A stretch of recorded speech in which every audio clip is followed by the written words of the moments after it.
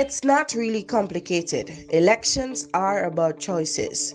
On March 13th, choose to keep Grenada moving forward. Mark an X next to the house. Vote competence. Vote NNP.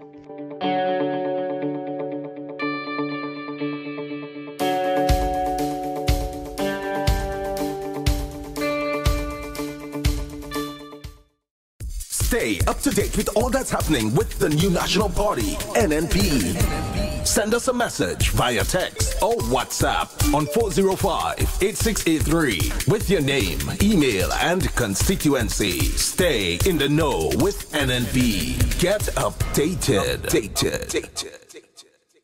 After a powerful nomination day, the new National Party candidates are ready for your vote. Tuesday, February 20th was the first step towards the restoration of pensions, the implementation of national health insurance, the building of over 600 houses for Grenada, further expansion in tourism, and the creation of hundreds of more jobs. The Dream 15 is ready to take Grenada to the next level. On March 13th, come out and vote the new National Party. Vote competence. There's so much going on with the NNP, and we're just getting started.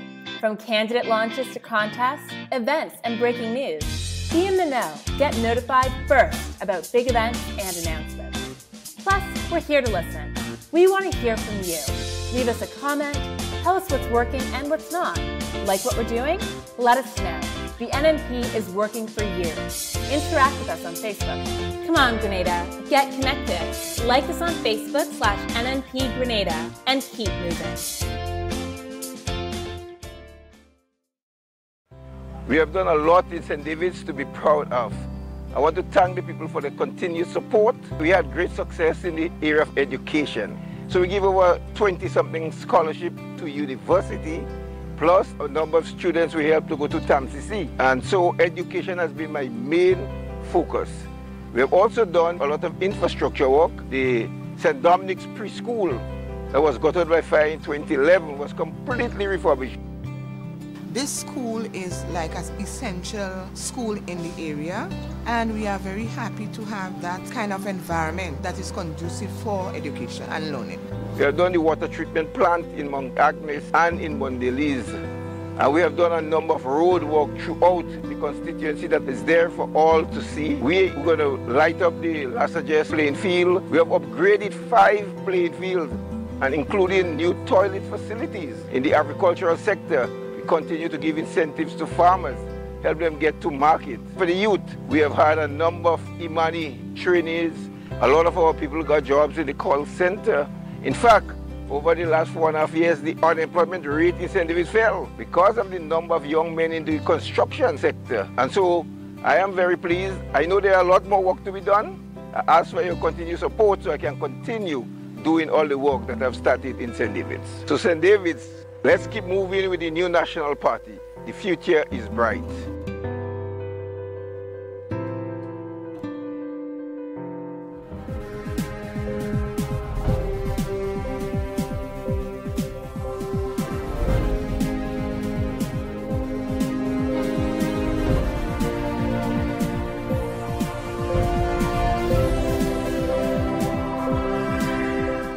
Government makes it clear it has no issue with Grenlec and its workers. Details to this story and more in the National Report.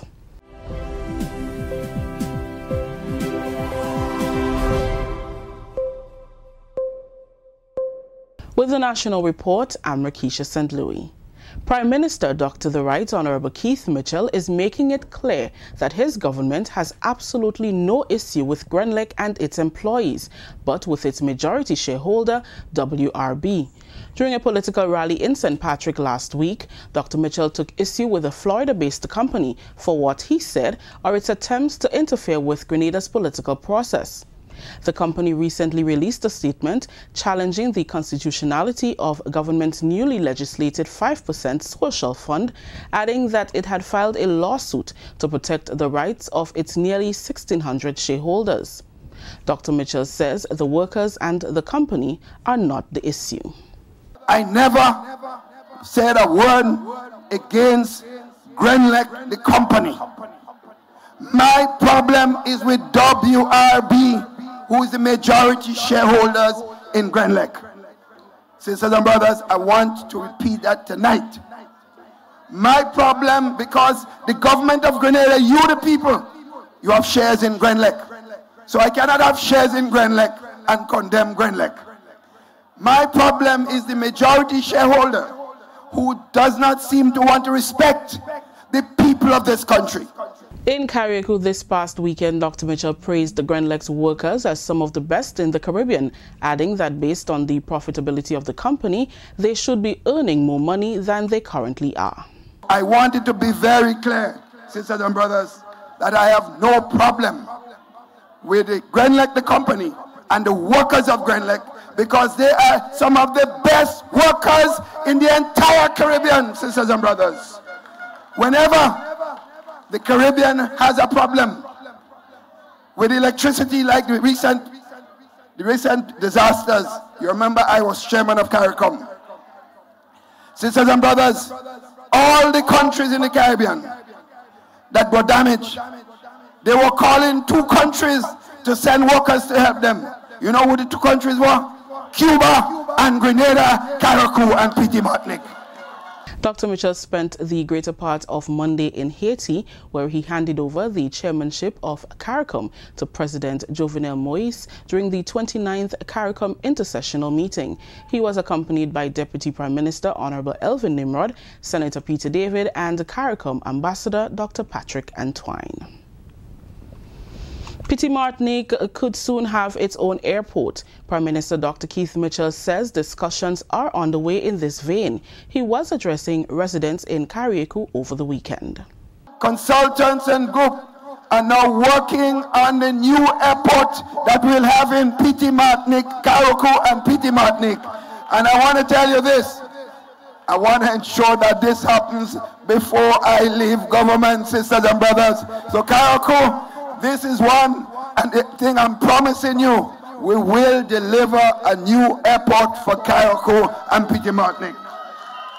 The people have spoken and they are listening. Government says there are plans to address the need for improved air and sea transportation between the Tri-Islands. Kendra Mathurin Stewart, candidate for Carriacou and Petit Martinique, says they also want to engage service providers in discussions on the regularity of service to minimize the need for overnight stay on the mainland. We will engage the transportation operators to bring down the cost of service, the cost of the fare wherever possible. We'll look, my friends, to provide accommodation to the persons that are traveling to and from Grenada while you wait for the ferry. My friends, we will also be seeking and we'll be looking for funding to either expand the airport or relocate the airport so that we can facilitate and increase airlift into Carriacou. This is the National Report. More news after the break.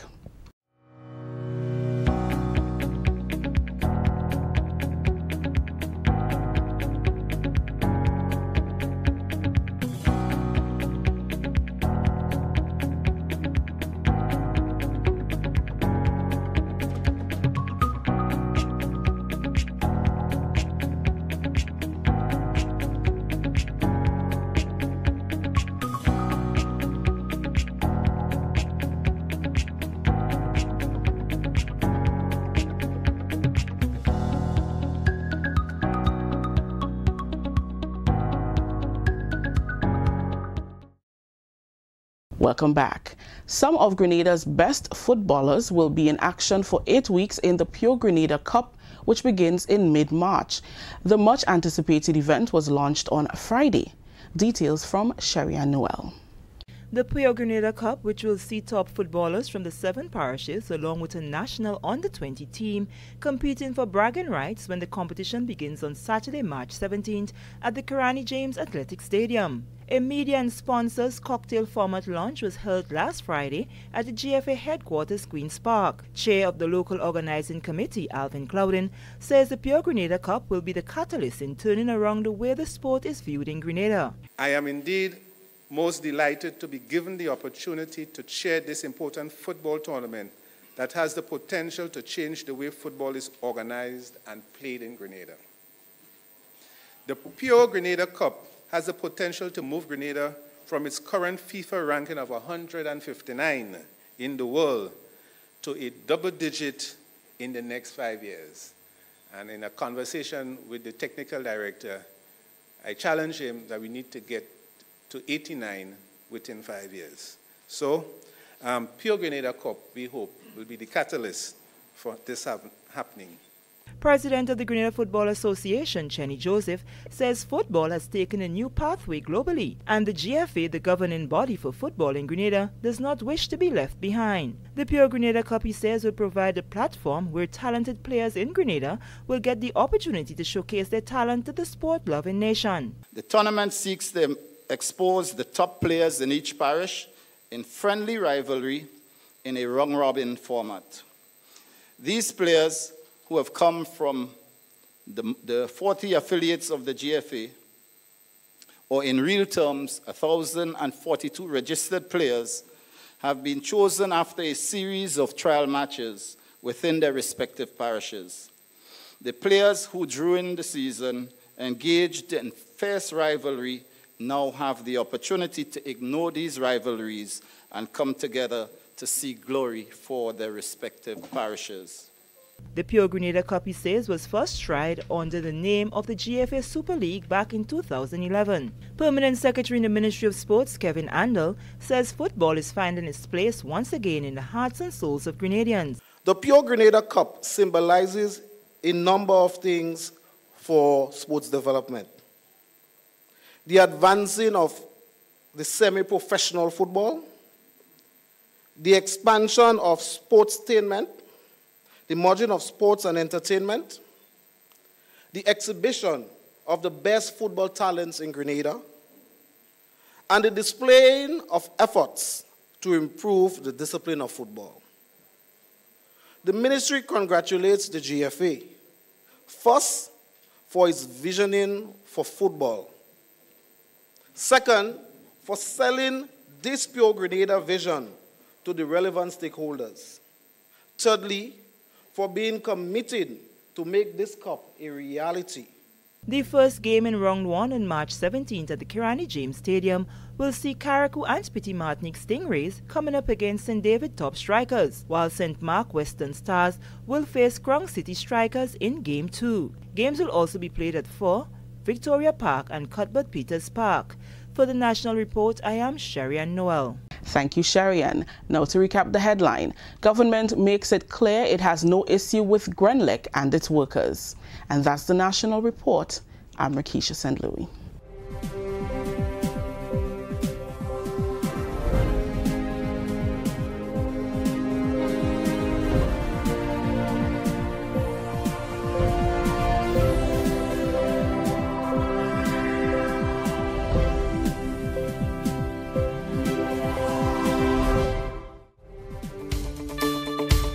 Grenada has moved from an economy in years of negative growth, negative 2%, to one of the fastest growing economies in the region, plus 5%. So let's keep moving with the NNP.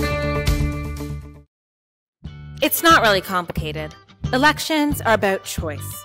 Between 2008 and 2013, 1,265 youth engaged with the GIAP. Between 2014 and 2017, 3,725 youth engaged with the Amani program, with a spend of over $190 million. So let's keep moving. Vote NNP. Vote competence.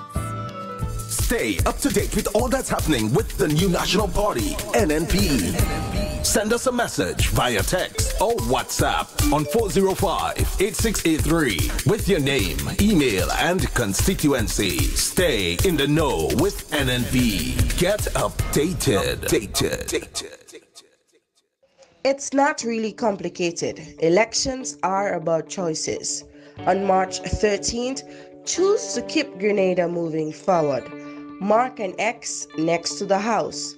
Vote competence. Vote NNP.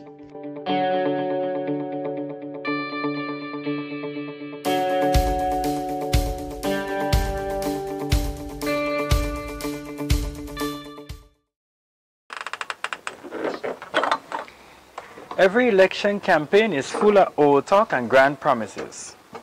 Let history be your guide. Is who likely to better perform in government. Election is not about choosing perfect. They are about choosing the best one offer. Vote competent. Vote the NNP.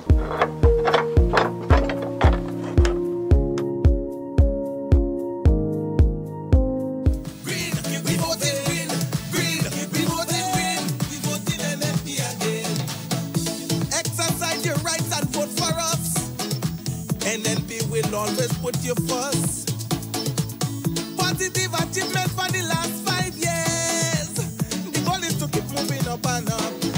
I'm talking to you. Keep moving. Let's focus, continue. Keep moving. Whoa, whoa, whoa. Keep moving. We voting NNP again. The right thing to do. Keep moving. Together, me and you. Keep moving. Whoa, whoa, whoa. Keep moving. We voting NNP again. Grenada standing strong. We voting with the little black man. We voting green. Whoa, whoa, whoa.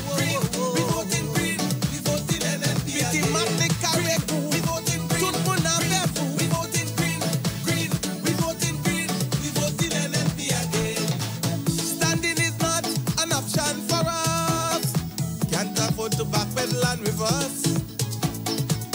The hole they put us in was too deep and dark. Tell them no way, we're not going back. We're going forward ever. Keep moving. Building up Grenada. Keep moving. Whoa, whoa, whoa. Keep moving. We voting NNP again. The Imani program. Helping the youth of this nation. Keep moving. Keep moving. We voting NNP again. NNP have a plan. Keep moving. To develop this nation. Keep moving.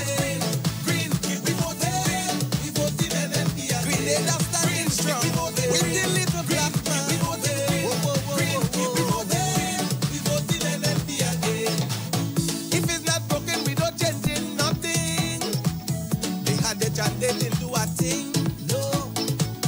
Now they come begging you for another try. Tell them Grenada is not a toy. We the leader, vibrant and strong. And until that second to none. Keep moving. Keep moving. We voting NNP. After Emily and Ivan, never forget the poor man. Keep moving. Whoa, whoa, whoa, whoa, whoa. Keep moving. We voting NNP. Grenada standing strong. With the little black man.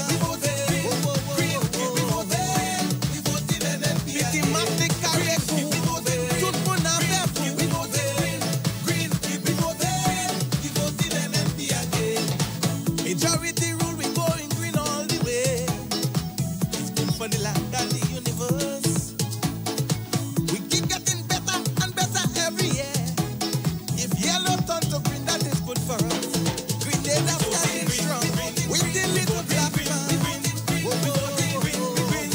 We voting NNP. With the Matne Kareku, tout mon abefu. We voting NNP. Grenada standing strong with the little black man. We voting NNP. With the Matne Kareku, tout mon abefu. We voting NNP. Going forward ever. Building up Grenada.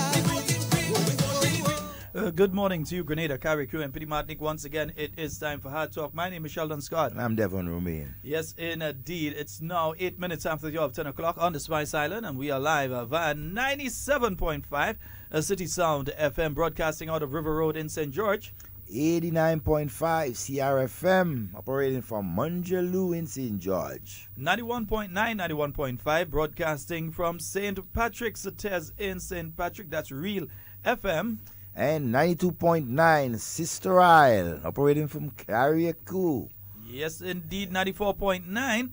That's our good friend out there. We Vibes, a noise radio out there in Brooklyn. Good morning to you, Wade, the Wap Wap man. We know you're on the road already. Yeah, indeed, man. Yeah, and yeah, Nigel did link up Devon and thing, right? So yeah. So let us know you get a thing, and I send a special thing for you. Yeah, so we know you're good. Nice, good, solid. Great. Yeah, and indeed, it is a terrific Tuesday. Oh, beautiful. Yeah. Did promise I was going to play something today, but I still didn't feel like playing it yet. You want to vex with me? Go to vex with me. I ain't taking part in that one, no. I played one already. I ain't playing today. Maybe not. The Weather and Spice Depot is beautiful. Yeah. Telling you. Maybe I might, maybe I may not. I don't know. I ain't sure. Yes, folks, just letting you all know the manifesto launch of the new national party that is taking place this Friday. And we will be broadcasting that. As such, we'll be starting an hour earlier than normal. So we'll be on from 9 a.m. on Friday, God's willing. All right? So it may not be the normal hard talk because we'll be having the launch or the manifesto launch. It'll be on various radio stations, television stations, and so on. That'll be taking place from the Grenada Trade Center at 9. Yeah, I think it's a limited thing, though. I think they have specific seating and all this kind of thing, and invitation and that sort of thing, right? Nice. So the manifesto launch, that'll be taking place this Friday. No list of meetings in front of me. Yeah, no list of meetings in front of me. Mr. Technical Man, you might have to just look through the door there and tell certain people I know list of meetings in front of me. I know because of I ain't one. going to put it together there. I know of one tonight at the St. Andrews Southwest. Right, it's carded for the medical center in Grand Bras, starting at 6:30 p.m.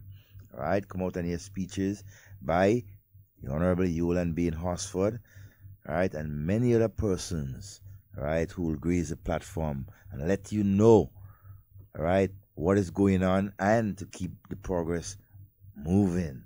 Yes, indeed. And also tonight in St. David, the new National Party, they moved to Beaton Junction. So the new National Party, Brother Oliver Joseph and the new National Party team will be in Beaton Junction for 7 p.m. tonight. All right? Yes. So NNP last night, we were down in Lassa just by Natural Works, had a wonderful turnout, but it was a nice little meeting up there. Well, I'm saying little, I'm going to take back that word little. Anyway, nice meeting. Certain people say they're winning. I don't know. Certain people say they're winning St. David. I hear them. Let me get them the eyebrow. I hear you. Yeah. Morning, Carol Koto. Yeah, out of Carriacou. Good morning, Sister Isles. Yeah. Yes, wonderful indeed. morning. Yeah, why everybody trying to tie me up at the same time this morning? Huh? Everybody's trying to tie me up at the same time. But we're opening the phone lines early. 440-7377. That's 440-7377. And 347-329-3101. That's the overseas line. Yeah, I wonder, boy. Some fellas, some saying Mark send us something for me to play that for them. So let me get them a play. Yeah. Grenadians, how you feeling? Get easy, man. Take it easy, man. Take it easy, man. To control this land. Get easy, man. Grenadians, take it easy, man. Take it easy, man. To control this land. No, keep me chill, no Grenada. Say nothing about thinking so. No, keep me chill, no Grenada. Say nothing about have to go. No, keep me chill, no Grenada. Say nothing about thinking so. No, keep me chill, no Grenada. Say nothing about have to go. No, keep me chill, no Grenada. Say nothing about thinking so. No, keep me chill, no Grenada. Say nothing about have to go. No, keep me chill, no Grenada. Say nothing about thinking so. No, keep me chill, no Grenada. Say nothing about have to go. We don't want to Nazim to control this land. Take it easy, man. We the better plan. We don't want to Nazim to control this land. Take it easy, man. We the better plan.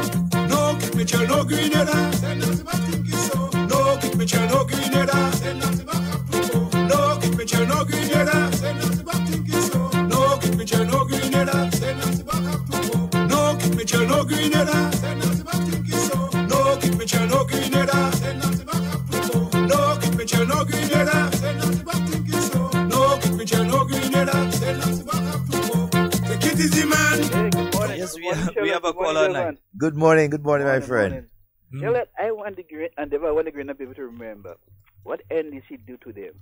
NDC brings shame to the people, to the senior citizens, the youth, everyone in Grenada. Because when you have the Imani workers that was there doing the job training, some of the Imani workers, they went into different farms, take out a fridge, take out a TV, and put in a home for the grandmother and the grandfather to look at television item, the fridge to get some cold water.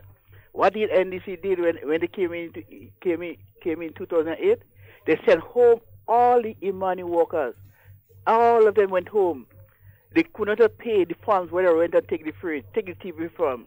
What happened? They had to come back and take it. That's a shame and disgrace to this what they bring to the people of the people of Grenada. No, when you have neighbors around you, they might talking to you. And when they see court come back and take it back them things, not because the Imani did anything they have to send them home, but because of what the NDC government did to the Imani. Send them home. Could not pay for the TV, could not pay for the fridge. The farms have to come back and take it back. Because how could we, the young people forget? How could you, the senior citizens, forget what they did to you? Right? Notice when the young children in my day they have to send them back because of the fault of the government. Because they say they care, they put people first. But they only speak about putting people first, Sheldon Devon. But they don't have that in their thought. Only talking something. What I want to say to the young people, when they go out and vote, NMP is the party that cares about you. It cares about it, and this is sent home and they reinstate you back. Right? So you could go back in the farm and take a TV or take a fridge to put home. So your grandparents and your grandfather and your mother and sisters and brothers could look at TV when night they reach.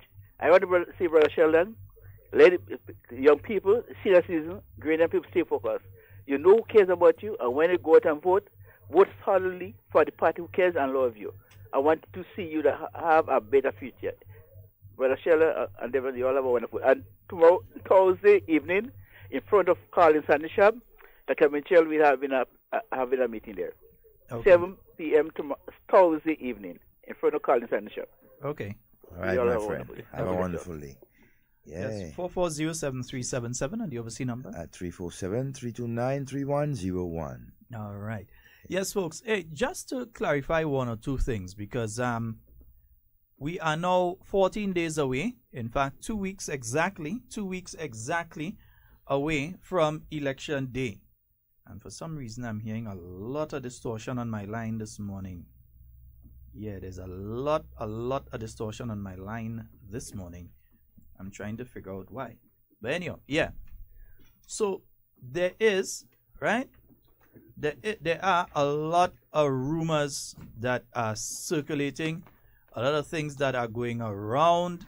And so, in fact, here's what, this noise that I'm hearing is a bit annoying. Let's just try to see if we could get this sorted out and we'll get back.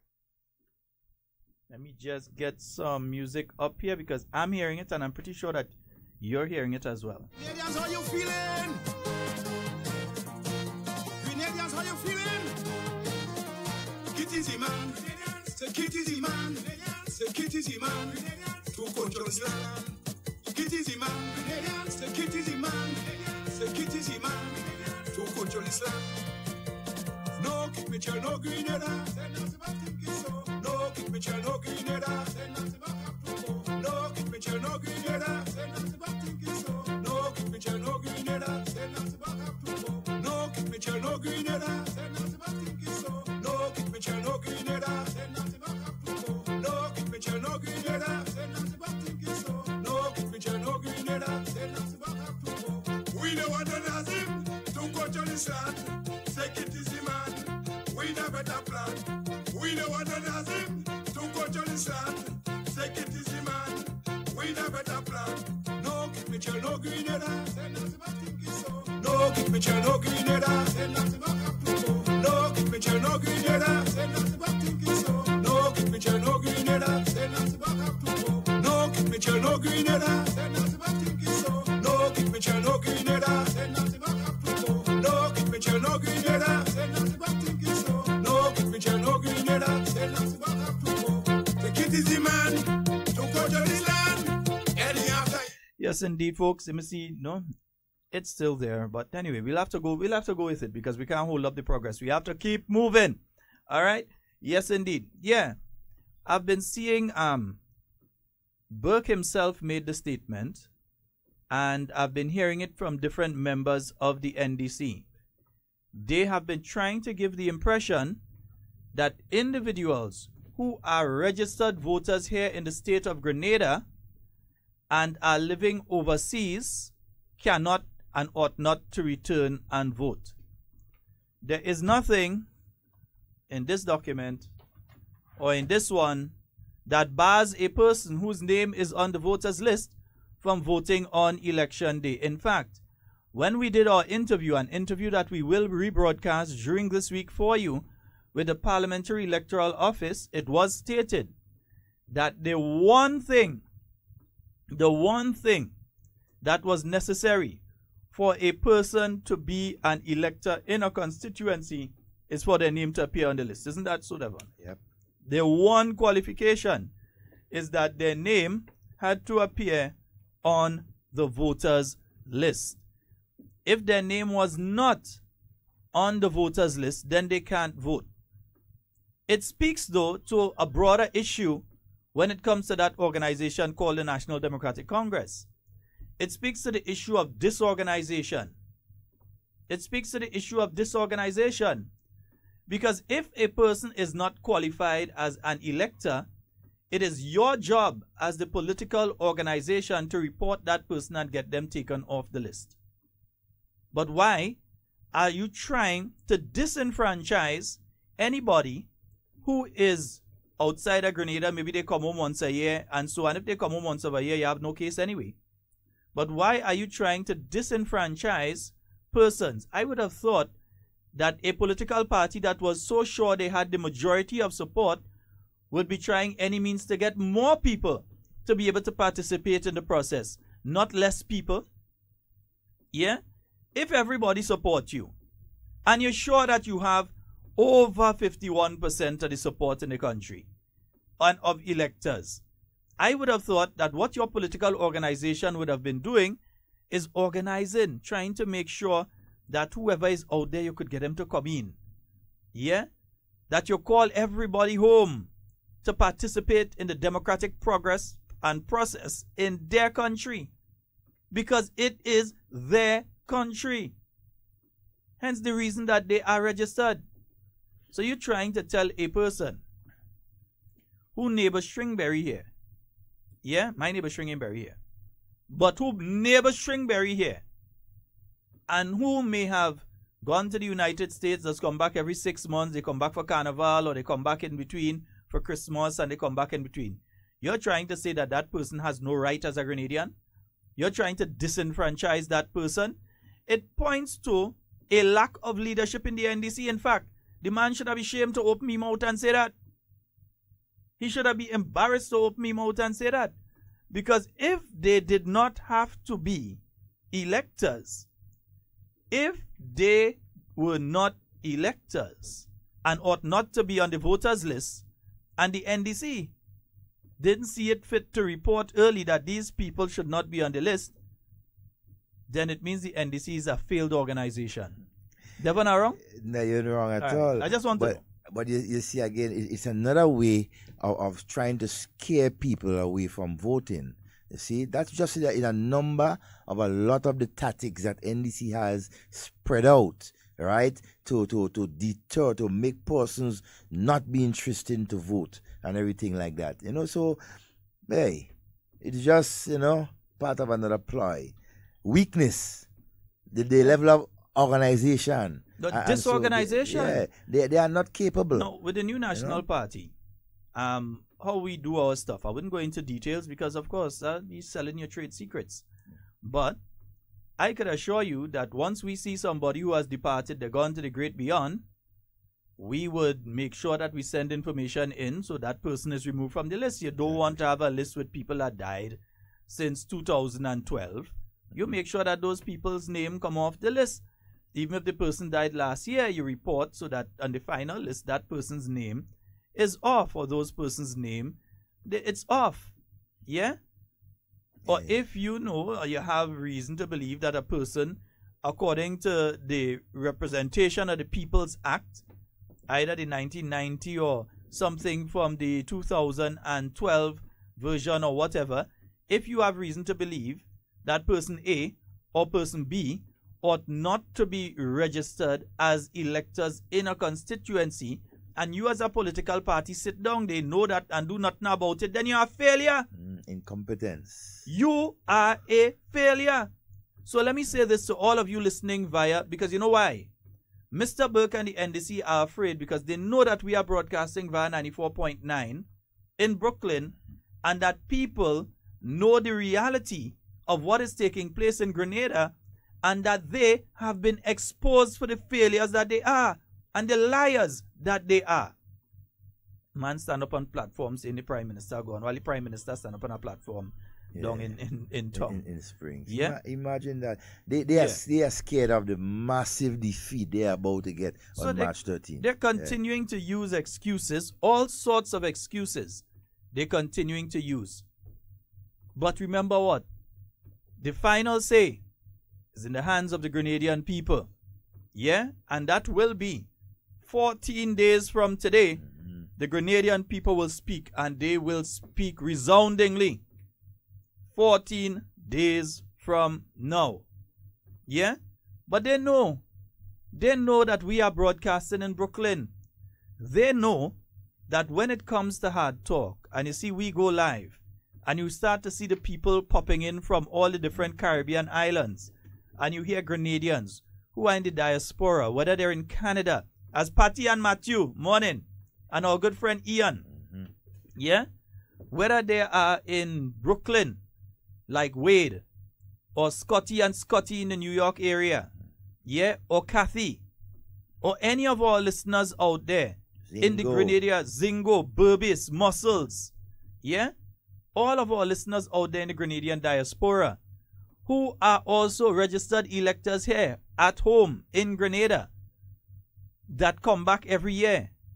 They are afraid that these people who know the truth about them will be coming back in their droves to cast their ballot.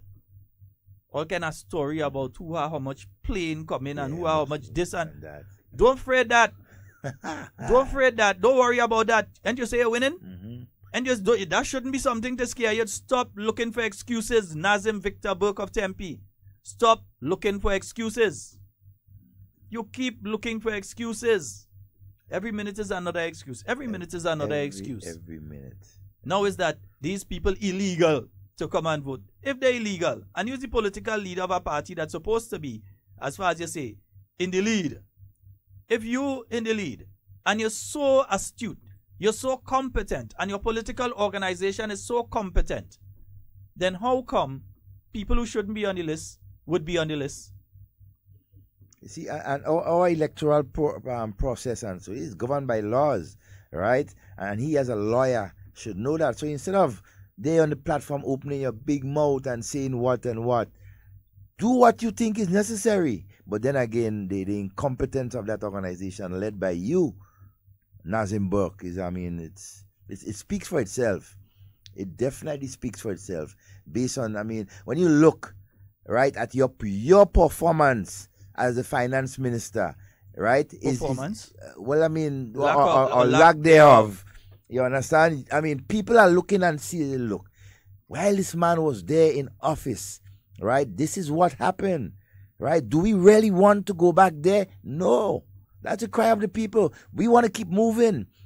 We want to keep the development going, healthcare, housing. Let me make another point here. I've seen a note by Claudette Joseph where she's claiming that it is illegal for Senator Humphrey or the former Speaker of the House, Mr. Michael Pierre, to be out there campaigning on behalf of the New National Party. Claudette, you're a hypocrite. Big one. Not only don't you like people, but you are a hypocrite. Where was Joan Purser in the 2013 election campaign? Where was Joan Purser? What role did she play in the 2013 election campaign? And don't try to tell me she wasn't out there openly campaigning. Don't try to tell me that Joan Purser, who was the president of the Senate, isn't it? Yes, she was. Don't try to tell me that she wasn't out there campaigning. Yeah? Because some of you like to play a twist in the law. Yeah? Like to play a twist in. That's a broad application of a single statement within the law. And it is, in my view, an incorrect one. Maybe I don't have a law degree, but I have common sense, which seems to be lacking on your side of the fence. You know, it's like the leader of the NDC, he has a major problem, and like everybody else in the NDC get the same problem. You know, the brain is comprised of two parts, the left and the right side. Well, on the right side, there's nothing left. And on the left side, there's nothing right. Something just wrong with each and every one of them. It's like every statement come out of their mouth something up. They're confusing. You see, that is what they don't have a particular line. They're so scattered, and so it's confusing to the Grenadian people. I mean, come up with something viable so people can listen to you and make contributions. Trying every tidbit. What, you afraid, Chester? You're afraid. You're going on the platform and heating up the place, so you're afraid him. Yeah, mashing him. Yeah, when John Purcell was going around, when she vehicle at the NDC poster and them going around with the motorcade and so in 2013, you didn't know it then? Oh, you didn't know? Yeah, you didn't know at that time. They must attack Chester Humphrey, right? And so, I mean, they're the surrogates of Nazim and so, but Nazim Buck, will not say. Apparently, he's scared to say anything when it comes to the statements Chester is making on the platform. You see, that is hitting him right under the belt. He's hurting. So they're taking a swipe at Chester Humphrey to try and deter him from making comments, right? That is devastating them. You know, they cannot afford to let the truth, right, come out about V. Nazim Buck. The deception, what the deceptionist person he is. You understand? Chester is exposing him. Yes. Oh, let me say for the town of St. George, that meeting that was originally scheduled for the Carenage, that has been shifted. It will be taking place in Dabo by Shirley Hill. All right? So Dabo, that's for Shirley Hill, for the residents of Dabo. All right? So the meeting that was scheduled for the Carenage, that has been shifted. It's going to be taking place in Dabo by Shirley Hill. So you'll get information on the Carenage meeting after. All right, that's for those of you in the town of St. George. All right, 440-7377. Let's take a phone call. Yes. Good morning and welcome. Yes, good morning, good morning. Good morning, man. Morning. Mr. Scott and Mr. Devon. Yes. Morning.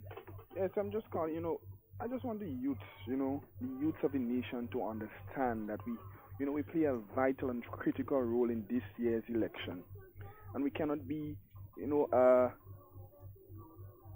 what the word is? Passive bystanders. Yeah, we cannot be turned against each other as the NDC want us to. We have to stay strong and vote for the new national party. This is a party to rule and continue ruling this nation if you want to see the country moving forward.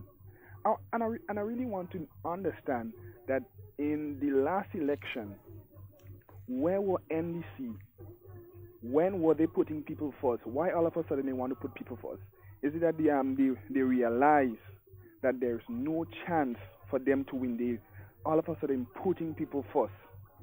And we the youth have to understand that back in 2008 when they won that election, right? And they abused their power. Right, they disgrace the youth. Right, they just send all of the money home with no hope. And now they want to say they're for the youth, they're for the people, putting people first. I don't understand. We the youth have to be wise and don't waste that vote and putting that X by the heart as they claim to have a heart for the people. We have to make use of this vote and put it by the house, because there's no way we the youths are going to be we're going to waste this vote and put it by this heart. We have to understand that the election is in the hands of the youth, and we have to make that conscious decision to vote the new national party on March 13th. I really, really can't wait for this day to come. Let us put the NDC once and for all, put them aside, and let's keep moving with the new national party. That is my contribution this morning. Thank you, my brother. Thank you. Thank you for the young people. Yeah, the young people are speaking out daily. They are showing that what matters to them is their future. The future of the country, right, is in their hands, definitely. And so good morning to everyone out there on the live from wherever you are, from London, Toronto, Canada, in New York, Miami, Florida, wherever. Good morning to you. And they're afraid that because they realize these people listening hard talk and they're going to be coming. Very much yeah. So. Good morning. Yes, good morning. Morning. Yes, go right ahead, caller. You're live. Yes, good morning. Yes, go right ahead. You're live. Yes, what I call to ask you, please, sir.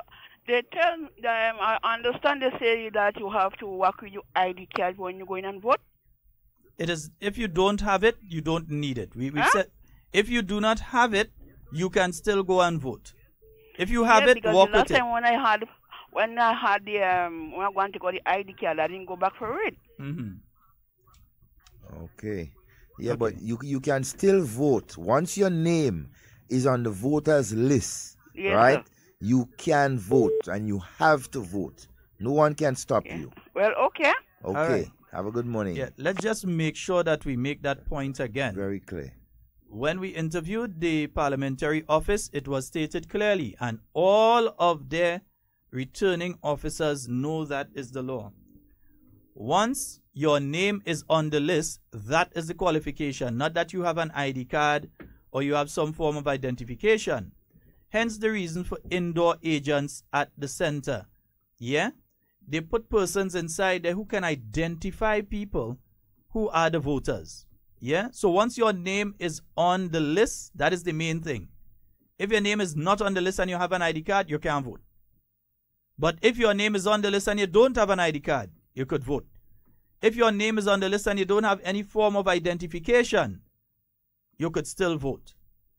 The simple thing is that the agents for the different political parties will have to verify who you are at the polling station. They would have to say, yes, this is Sheldon Scott. I know this is Sheldon Scott. We're showing that. If you have any other form of ID, we're not birth certificate, that doesn't help. If you have like a driver's license or you have your NIS card, or even your farmer's identification card is a national form of national identification. It's issued by the government of Grenada. So NIS card, your driver's license, any of those things, you can use those as a form of identification. If not, once you're in the right place, you can be verified by the workers there. Good morning and welcome. Good morning. Morning. Hello, good morning. No, this is overseas call. Good morning. Okay. Doesn't seem as that person is hearing us, and that's on the overseas line. 440-7377. That's let me just take off the ringer.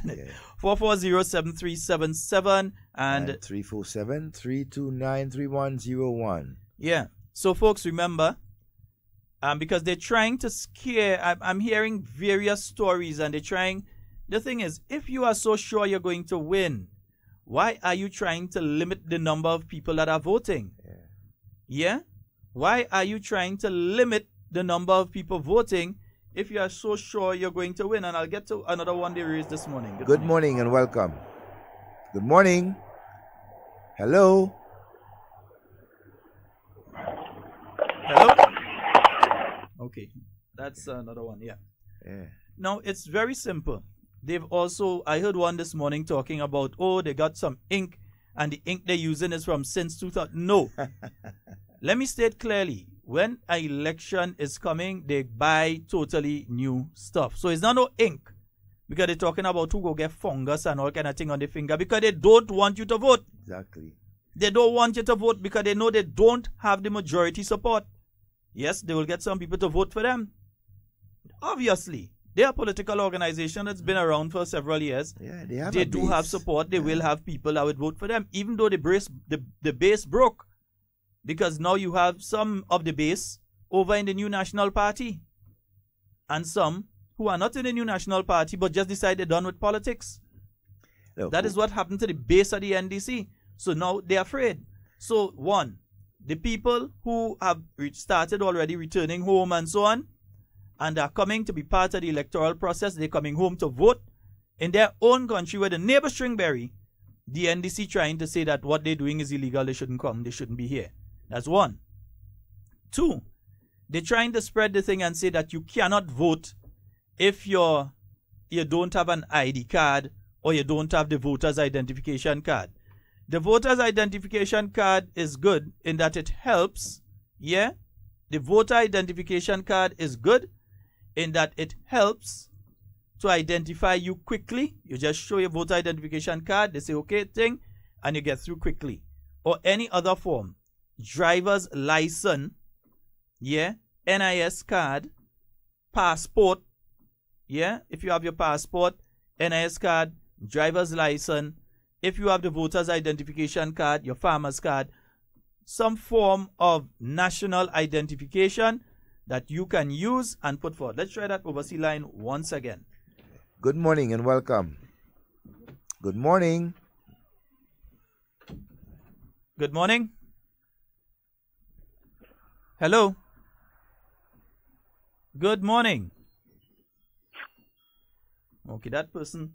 Caller who is calling the overseas line, please pay attention to the phone in your hand and not to the computer or the radio that you're listening to the conversation over. All right? Because if you do that, you'll be there listening to the computer, waiting for us to say hello when we already hung up. Yeah? Because we wouldn't stay 2 and 3 minutes waiting for you to say hello. After we say hello once, hello twice, hello 3 times, we'll discontinue. Maybe the first time we know election is close. It may be, and when we say close, we mean by time, not by numbers. So election is close, and we know that some people who usually don't call will look to call at this point in time. All right?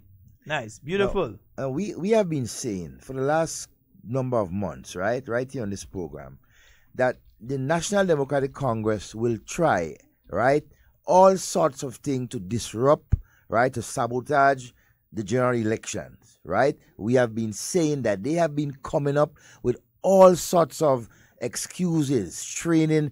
Well, you heard the tapes. You heard the tapes in where persons were directing the agents as to what to do, right? The covert action that they should take on election day, right? That is the desperation of an organization who has no future. We have seen it. So don't be surprised when every single day you hear of something, right, coming from them trying to deter you, the voters, from coming out and vote, right?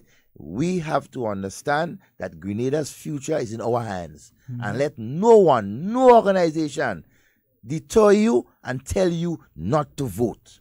So we have the first one, which is they're trying to stop the people who they know are voters, registered voters, who are sometimes based overseas. They're trying, first of all, to stop those people from voting.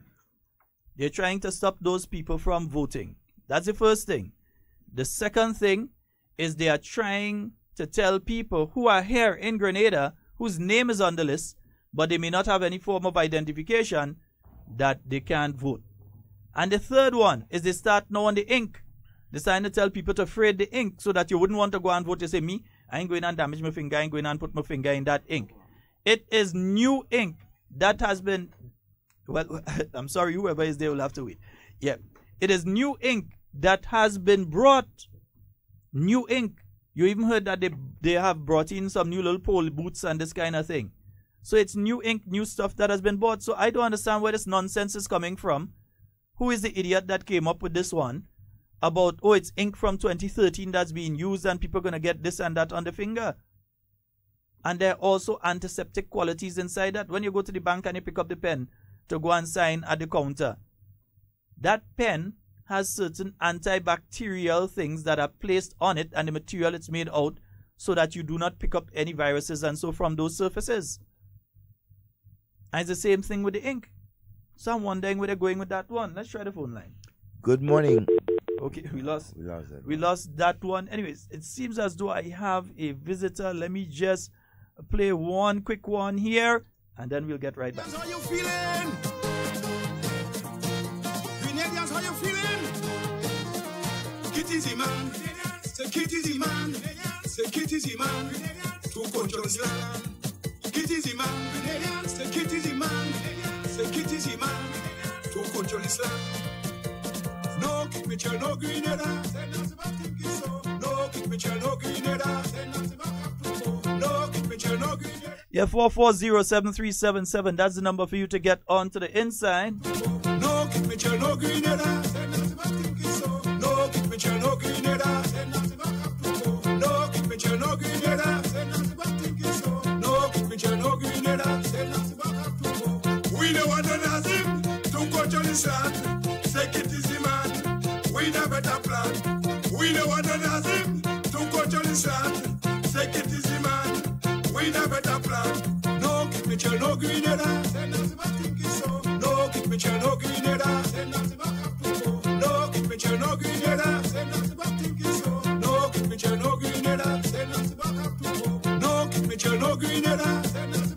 So these are the things that they keep doing because they're trying to get people to the point where you will not want to get up election day and go and vote. But while they're saying that generally, in and between, we know they're going about and they're telling their people, don't worry with that, we're just saying that day, you make sure and go and vote election morning.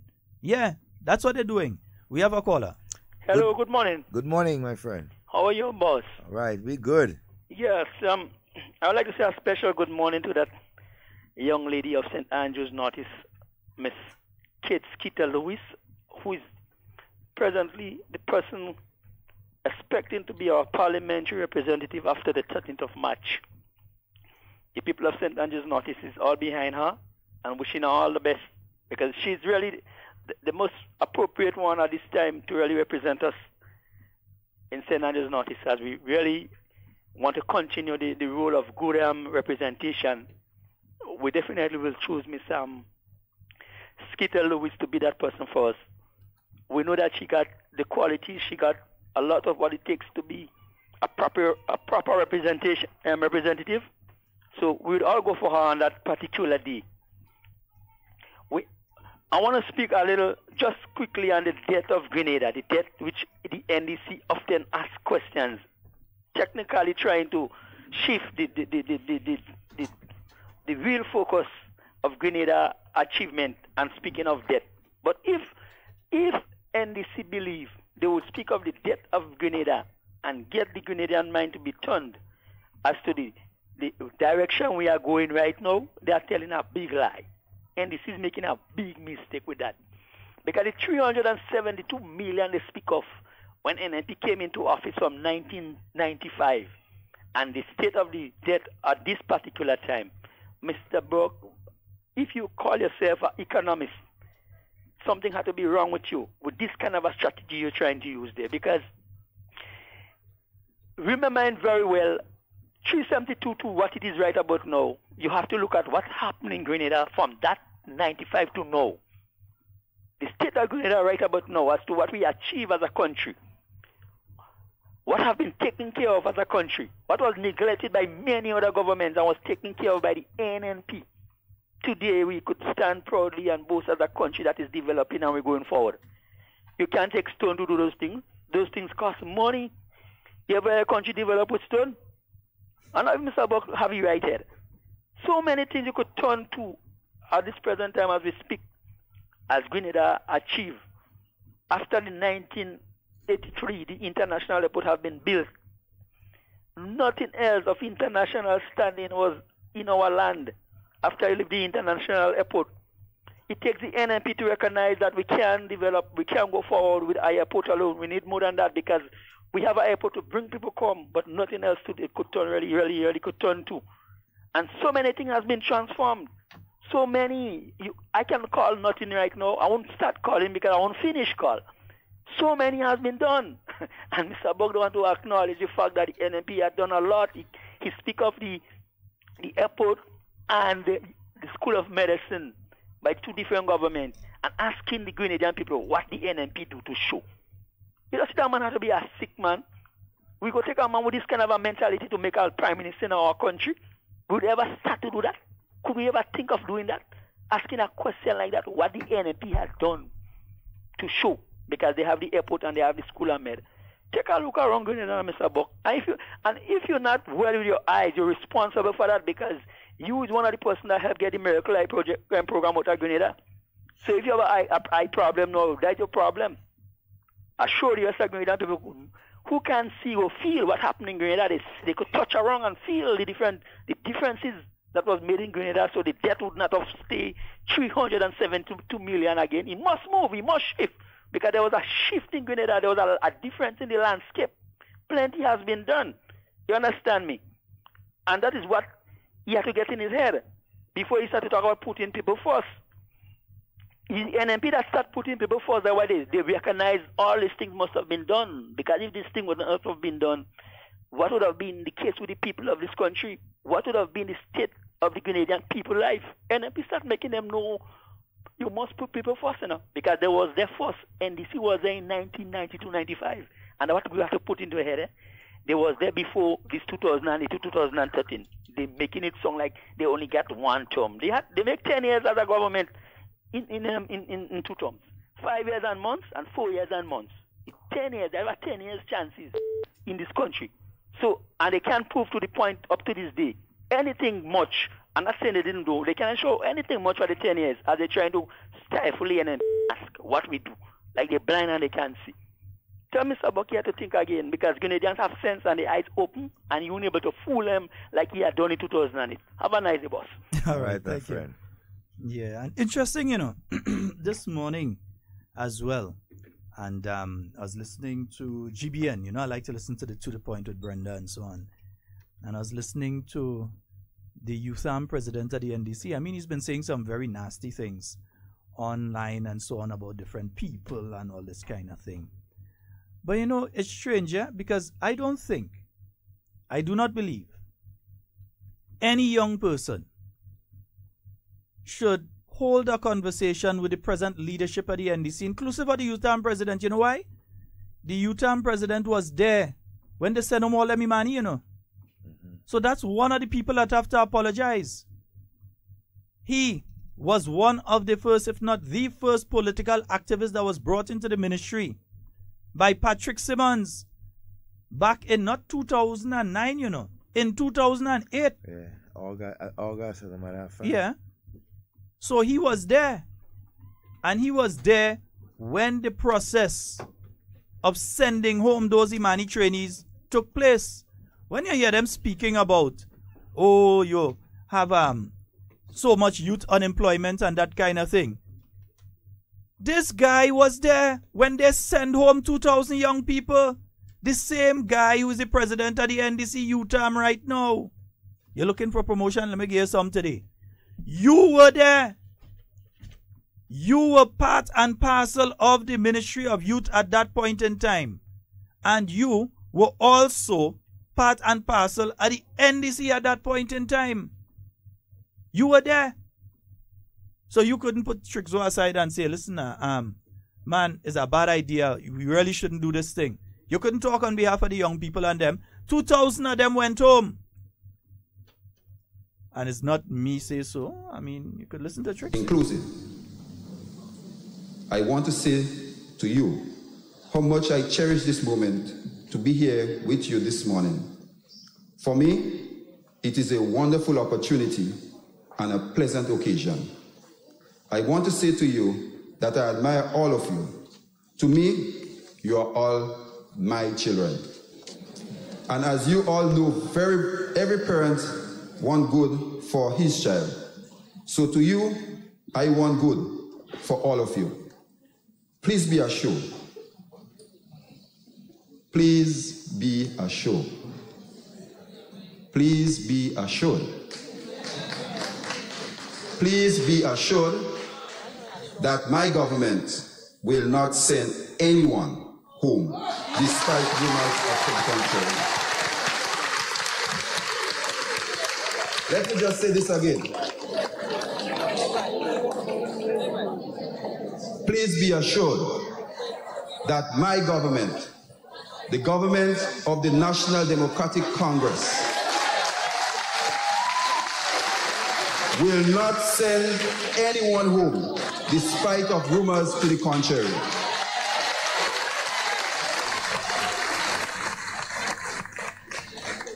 And that exactly is the reason I have said before, and I'll continue to say, not one young person in Grenada should entertain a conversation with Mr. Patrick Simmons until he apologizes for what he did to those 2,000 Imani trainees.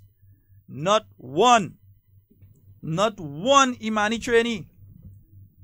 Not one of them. So you sent them 2,000 the last time. You're plotting and planning to send them 3,000. So you have your people calling radio and telling them trainee and them all sorts of nonsense. Like, oh, NNP plan to send all you home and NNP this and NNP that. Yeah? This is the country when the IMF approached this new National Party administration back in 2013 after doing the review of the Grenadian economy and looking at the plan that was put forward by the new National Party administration for a homegrown structural adjustment program. So it wasn't the IMF come and give Grenada a program and say, install the program. Grenada created our own program, said this is how we're going to do it. So the IMF did their own review and they looked at the program. You know what the IMF said to Grenada? They said, cut the size of your public service. In other words, fire public workers. That's what they said. They said to the people of Grenada, the government of Grenada, fire 2,000 people. That's some of you who are listening right now. The IMF said to fire you. That's some of you who are listening right now. Those of you at the ministerial complex, or who are the different farm stations, agricultural stations, yeah, who working in the different ministries as drivers, or as secretaries, or in different positions. The IMF in 2013 said to Dr. Keith Mitchell and the new National Party administration to fire 2,000 of you, send you home. That was in order to make the economy of Grenada stay on the right path. In their point of view. That's what they were saying. Yeah. But Dr. Mitchell stood up to them with his team, people like Oliver Joseph, Emlyn P. and so on, said, no way. Honorable Gregory Bowen, no way can we do such a thing. How could we send home in a depressed economy 2,000 people? Said we would do it and we would get the GDP down to 50%. We would do it and get that down to 50%. Right now, I think they get down to 40-something. Yeah, somewhere in the late 40s. Yeah. You know, but when one they're able to reduce it and not, hold on, not send home a single worker. Unlike the NDC, that the first thing they do, they send home, well, what are the first thing? They send home 2,000 Imani trainees. The NNP was faced with the IMF saying to fix the economy and to get certain benefits and so, and to be able to steer the ship, send home 2,000. The NNP's approach was no. That's people with families. That's people with bills to pay. That's people with courts to pay. That's people who have to go and pay the utility bills and so on. We can't send them home. We won't send them home. We'll achieve it through tightening belt measures. We'll achieve it, but not send them home.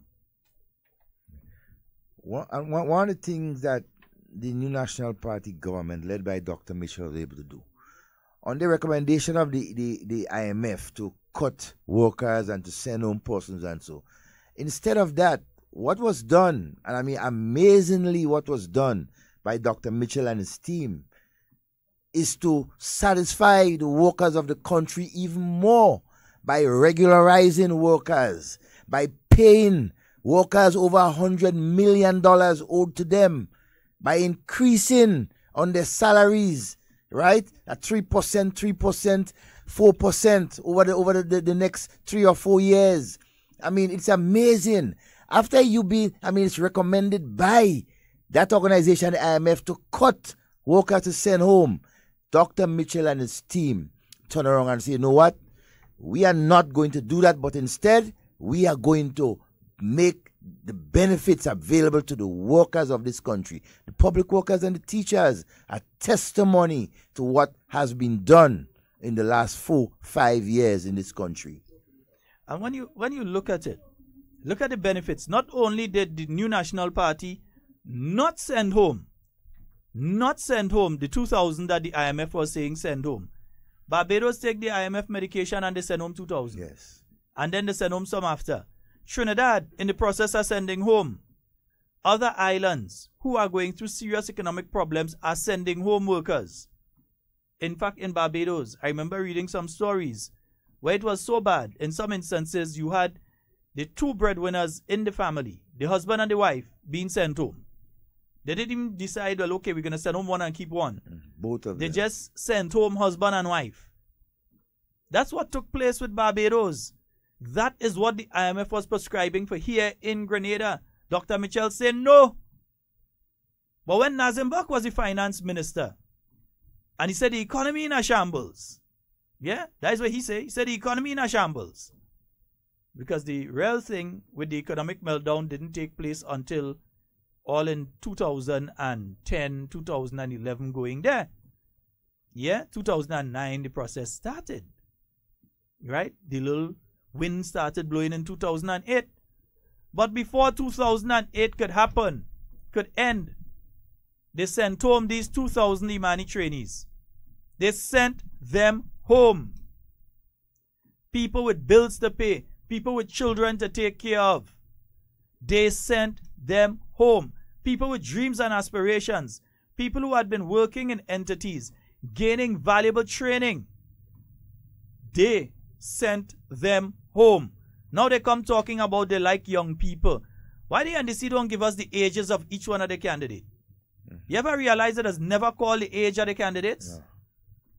Because it's a retiree slate. It's a retiree slate. I have no problem with that. But don't try to make yourself out like you're the party or youth with your retiree slate. Sylvester Wallace, retiree. The one in St. Mark, retiree.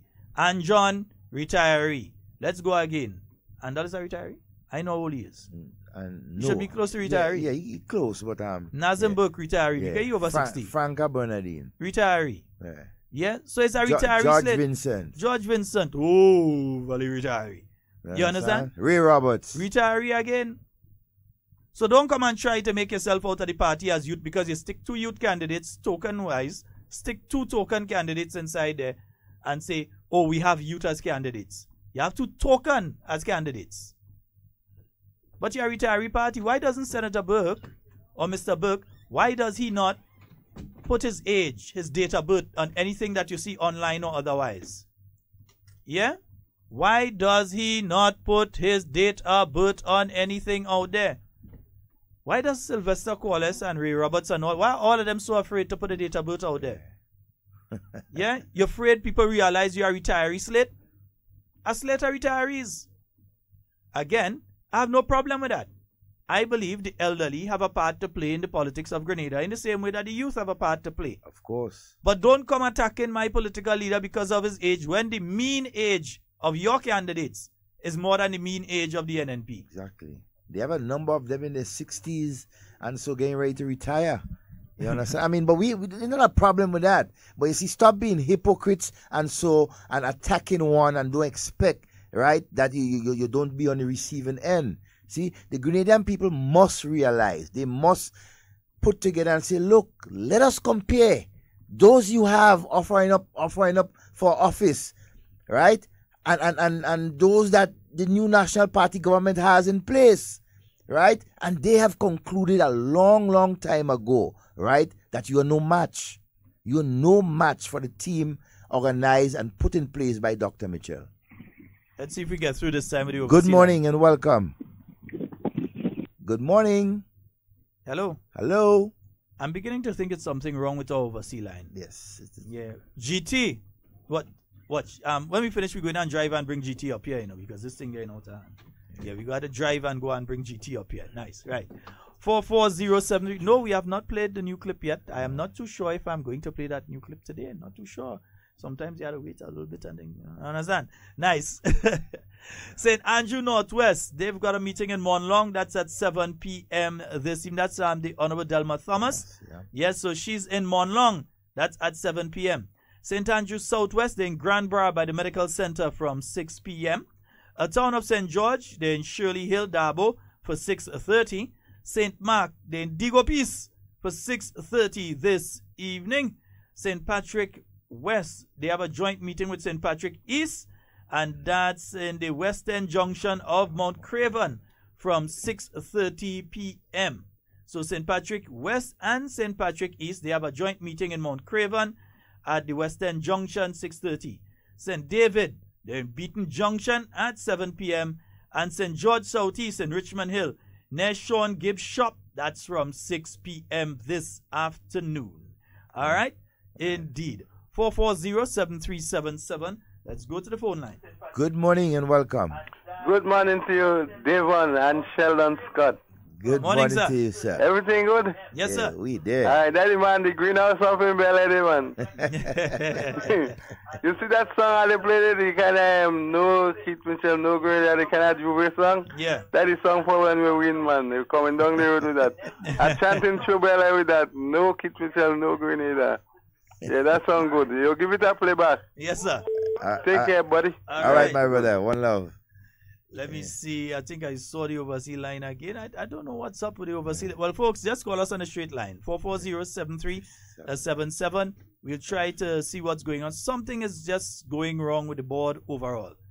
Because I'm hearing little noises and different things. So I know that there's a problem with it. So we'll sort that out. Yeah. Yes. Hello. Good morning. Good morning. Good morning. Good morning. Okay, that person wasn't paying attention. Yes, because in that case, they would hear us. Right? 440-7377, 440-7377. It make no sense we try to fix it now, Mr. Technical Man. When the program done, we go sort that out. 440-7377. That's the number for you to call and get into the... Wait, now you said, that's why I ain't getting GT. Okay, right. Well, I'll get the next guy. Well, GT, can I call and tell me something, man? Oh, gosh, GT. Yeah. Good morning and welcome. Good morning. Hello. Morning. Yes. Could you speak a little louder, please? Hello. Yeah, hello. Good morning. Yes, you need to speak louder for us, please. Oh, yeah, hardly. Caller, you need to speak louder for us. I'm hearing you now. I wasn't hearing anything. Mm-hmm. Yeah. Concerning the statement that Mr. Buck made with visitors coming, people coming from the United States. He out of order. They are not visitors. They're Grenadians. Right. But he has supporters over there.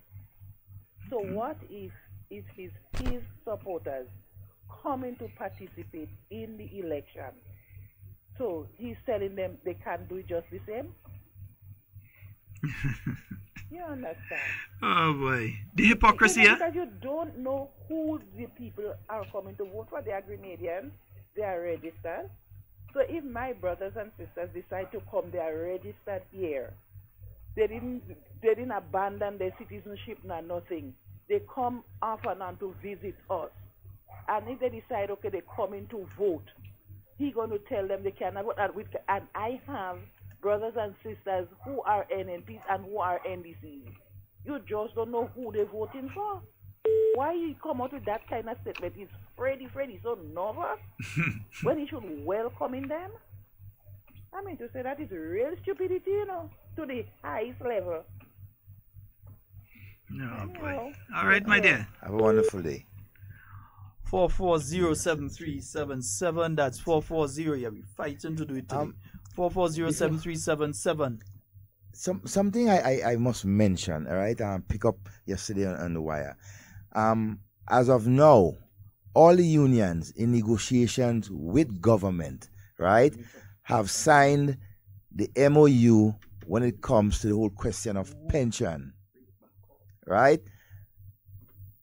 Yesterday, the Public Workers Union, right, did do what they had to do in their view. I mean, discuss with their workers a couple of days before and eventually sign. So as of this moment, all unions in negotiations with the government when it comes to the pension issue, negotiation of pension and the reinstatement and so, all of them have signed the MOU with the government. Great news. Good morning and welcome. Good morning. Good morning. Good morning. Okay, that person wasn't paying attention to the phone line. Yes, right. Indeed. So, just to get back on one particular issue here, it's let me try the phone line. Good morning and welcome. Good morning. Good morning. Hello? Good morning. Yes, good morning, caller. Good morning. Oh boy. I'm not too sure what is going on here. Let me just play a tune and try and sort out something here because I'm not too sure what's going on with our line. Grenadians, how you feeling? Grenadians, how you feeling? Take it easy, man. Take it easy, man. Take it easy, man. To control this land. Take it easy, man. Grenadians, take it easy, man. Take it easy, man. To control this land. No, kick me chill, no Grenada. No, kick me chill, no Grenada. No, kick me chill, no Grenada. No, kick me chill, no Grenada. No, kick me chill, no Grenada. No, kick me chill, no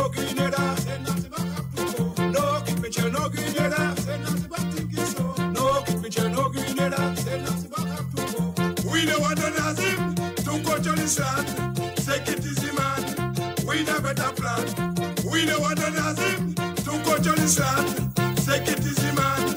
We the better plan. No, keep Mitchell, no Grenada. Say nothing but think it's so. No, keep Mitchell, no Grenada. Say nothing but approval. No, keep Mitchell, no Grenada. Say nothing but think it's so. No, keep Mitchell, no Grenada. Say nothing but approval. No, keep Mitchell, no Grenada. Say nothing but think it's so. No, keep Mitchell, no Grenada. Say nothing but approval. No, keep Mitchell, no Grenada. Say nothing but think it's so.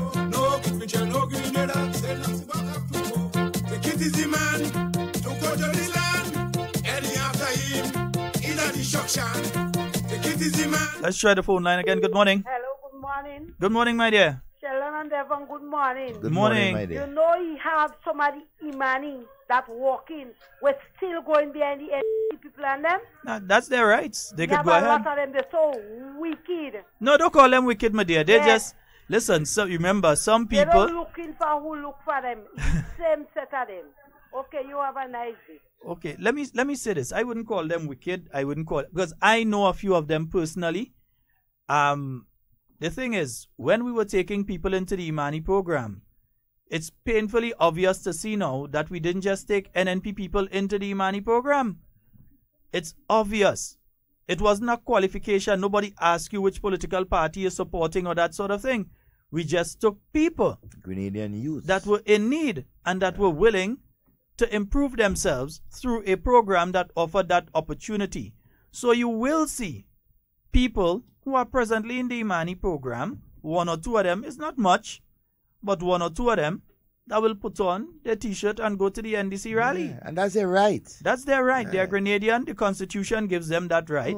And they can go ahead and they can go to the activity. But when the election day comes and the time comes to vote, they must make a serious decision as to whether what they intend to do is go back on the breadline and wait on people like Mr. Patrick Simmons and the president of the UTAM, I don't really want to call his name, but the president of the NDC UTAM, those sort of people that were there that promised Imani trainees that we would not send you home. Patrick Simmons can't say that's not his voice. He can't say that is not what he meant. He repeated it for effect.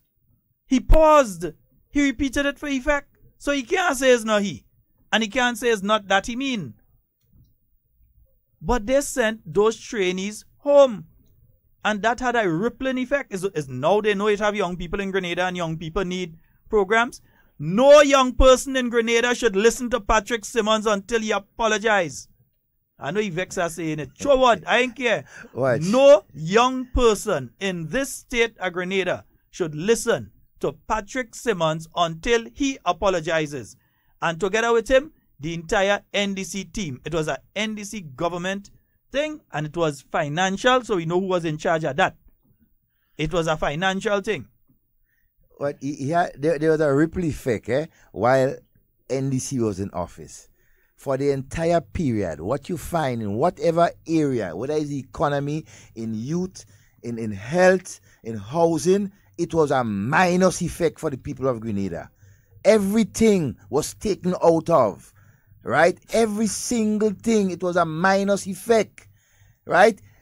The new National Party regained office after the people realized that, look, no, we cannot continue going down, down, down, right? We need to raise our head. And look at it now. The effect that it has on the new National Party government led by Dr. Mitchell is positivity. Only plus, plus, plus, plus, A plus, B plus, however you want it. I mean, do people really want to go back to that minus scenario? I don't think so. But and the thing is this, you have stark contrast there. You have the NDC coming into office, meeting a program with 2,000 young people, getting rid of the program, send them home. We ain't care about you, go home, and then Peter bring holiday. And I even made a call on a program this morning making the same point that we made. You had Franca Alexis Bernardine as the Minister of Education. Swine flu was in Mexico. Grenadian people, children was in Mexico. And when they're talking about getting them back, because there was this state of emergency in Mexico, remember a few years ago, we just forget these things, you know. But there's that kind of state of emergency, everybody wearing masks, and then they actually stopped, they stopped giving the host in church everything. You couldn't go anything because of the swine flu. They didn't want congregations of people, and so yeah, everything came to a halt. The Grenadian students wanted to come back home. And when they were talking about it, the statement that she made was along the lines of, we ain't send holiday. What do you mean we ain't send holiday? The government of Grenada sent them there. But we ain't send, in other words, the NDC didn't send holiday. You know, we have a caller. Good morning and welcome. Good morning. Hello. Morning. Hey, hello, morning. Morning. Hi, how are you this morning? We are good. Go right ahead, caller. Listen, man, I wanted to leadership this morning, right? I want to give the definition of leadership. Leadership is a person. The definition of a leader is a process by which a person influences others to accomplish an objective. And who is a leader? The definition of a leader is a person. A leader is someone who sets direction in an effort to influence others to follow that direction. And you have various types of leadership, right? Okay, thank you. All right, my friend. All right. I think we have another caller online. Good morning and welcome. Hi, good morning, gentlemen. How are you all? Okay, quite fine. I just want to share an incident that happened to a youth who reported it to me. I told her to call for a service. She's kind of frightened. She went into the supermarket just about half an hour ago. And this particular executive member from the NDC GN walked into the supermarket and pulled her aside and telling her he would like to rape her. So she said, "What do you mean by that?" He told her he want to turn her green. So she said to him, turn her yellow, you want mean? to turn her yellow, sorry. Oh. She said to him, I'm already green and I'm not going to turn. I'm not going to turn. And he was telling her, you don't see what is going on in the country. All of these youths, all of them like nothing good for all you. I had to vote at Kit Mitchell. And this thing, look at you go to Haiti. And a whole set of thing he started telling the child. So I want to appeal to the youths of Grenada. Please, please, please, don't allow these guys who are going wrong, don't allow them to sway your mind. You understand? We know what we have and we don't know what we're going to get. It's my daughter and I'm not going to leave it there. I'm going to go with it further. Thank you. All right. Thank you very much, my dear. Wow. That's another thing, because last night I was at a meeting in Las Vegas. Up comes this vehicle, starts to blast us. He park up right across on the meeting and just start to play music loud, trying to draw away attention. And he comes just as Honorable Oliver Joseph is speaking. Comes and he park up because they want us to get into a confrontation. But we had already told the people to expect that kind of thing. We had just told the people expect them kind of behavior. Preparation. So they couldn't instigate anything. They couldn't get anybody to instigate. And they wait until as soon as the police van just went to make a turn, and they come and they do this stupidness, and then they go. All right? So this kind of thing, I'm trying to understand, why is the NDC so afraid of youth? Why? They're doing like they love youth. They don't love youth, They are violently afraid. They're scared. They're trying to divide. They're trying to divide the youth of this country as to yellow or green. No, the youth want development. They want a future. They are looking for those who are looking out for their future. Right? You're not doing it. But the NNP government is ensuring a good future for the young people of our country. That is where they are going. They are following it. They keep moving towards the new national party because a future is installed for them. Yes, indeed. 440-7377, 440. Well, we have to leave the overseas line alone for today until we could rewire the system. 440-7377.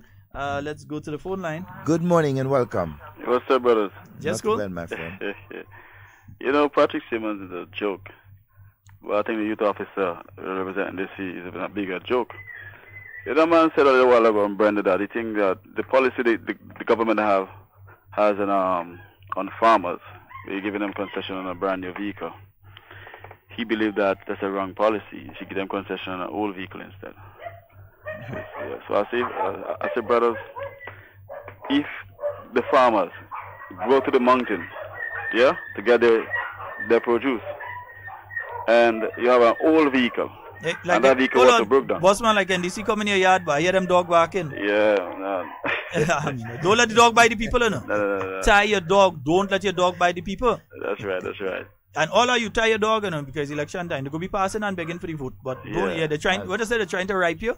Yeah, so tie the dog, right? Nice. Well, go ahead. NDC try to play and make people think that they're ready for farmers. But if you campaign and say that you think a new vehicle for farmer going into the mountain is the wrong way to go, because the farmer going to mash it up in the mountain. Now, your farmer go way up in the mountain to get your produce, and then you have your vehicle have a problem. You have to leave that vehicle there with all your produce and call a mechanic. That would take days and hours, whatever. A farmer ain't got time for that. When a farmer go to work, you work hard and you get the produce when you're going to sell or call whatever, you have to move. So a new vehicle is the way to go. Mm-hmm. You understand? And secondly, Patrick Simmons, just imagine that, my boy. I have a son down in the south. So he's sports meet, and I went to his sports meet in the National Stadium. And, he ran first time on tracks, only 5 years. And when I'm on the track and check him out, I say, what's going on with the boy? Everything good?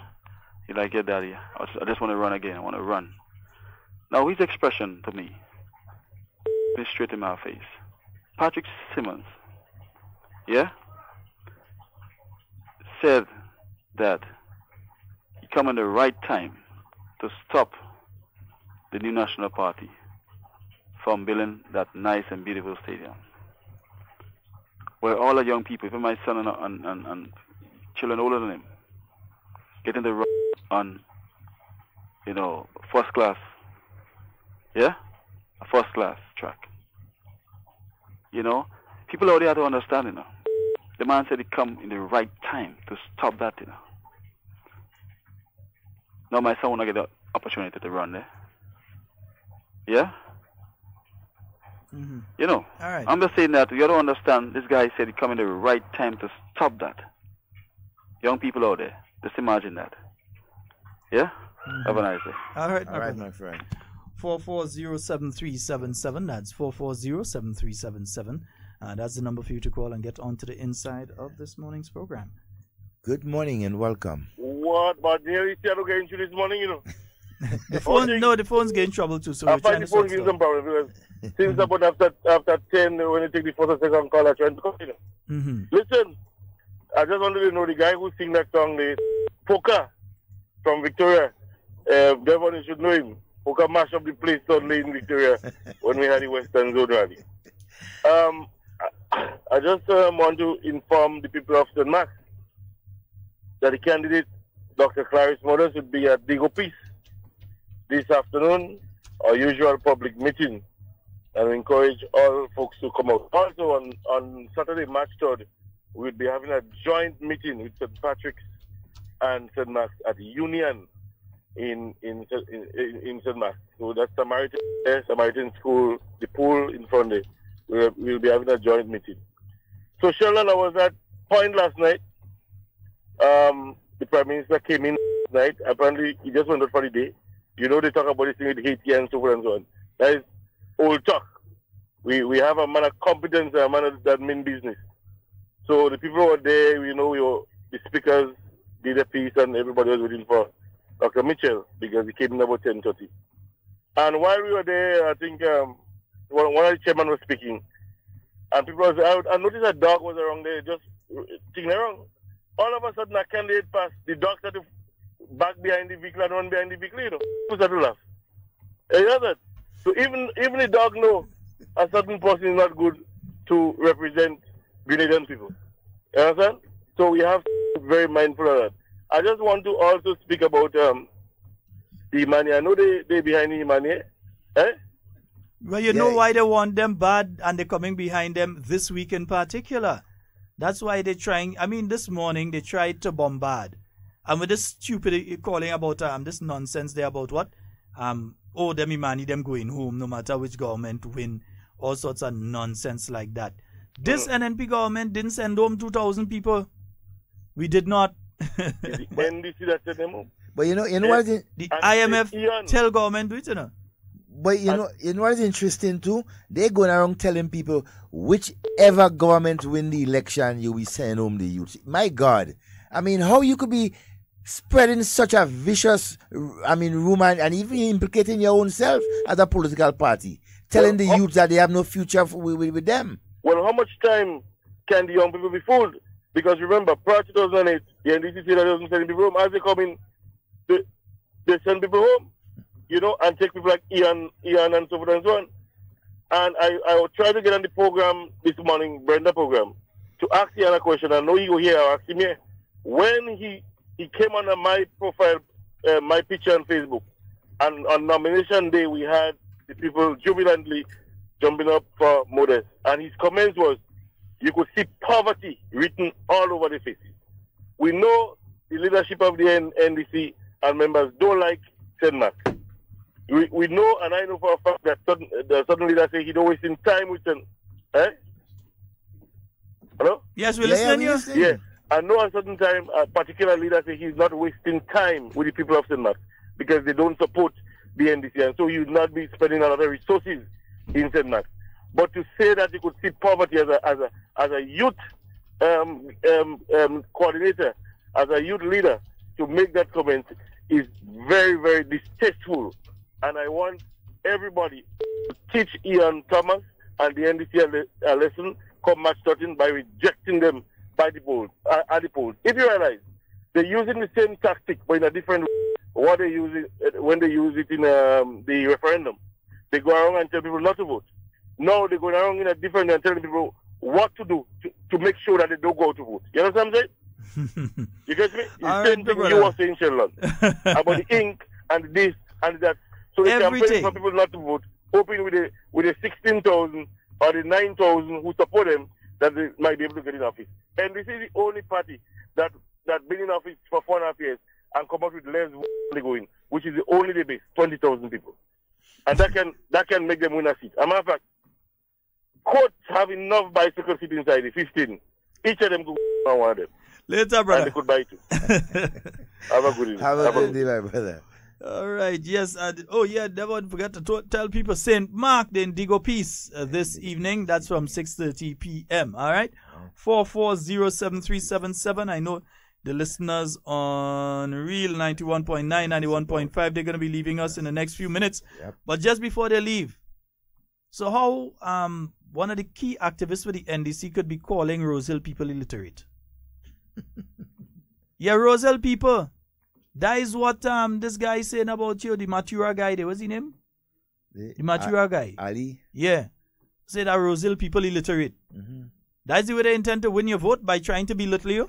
That's all they do. That's all they do. You're not supporting them. You have a different view from them.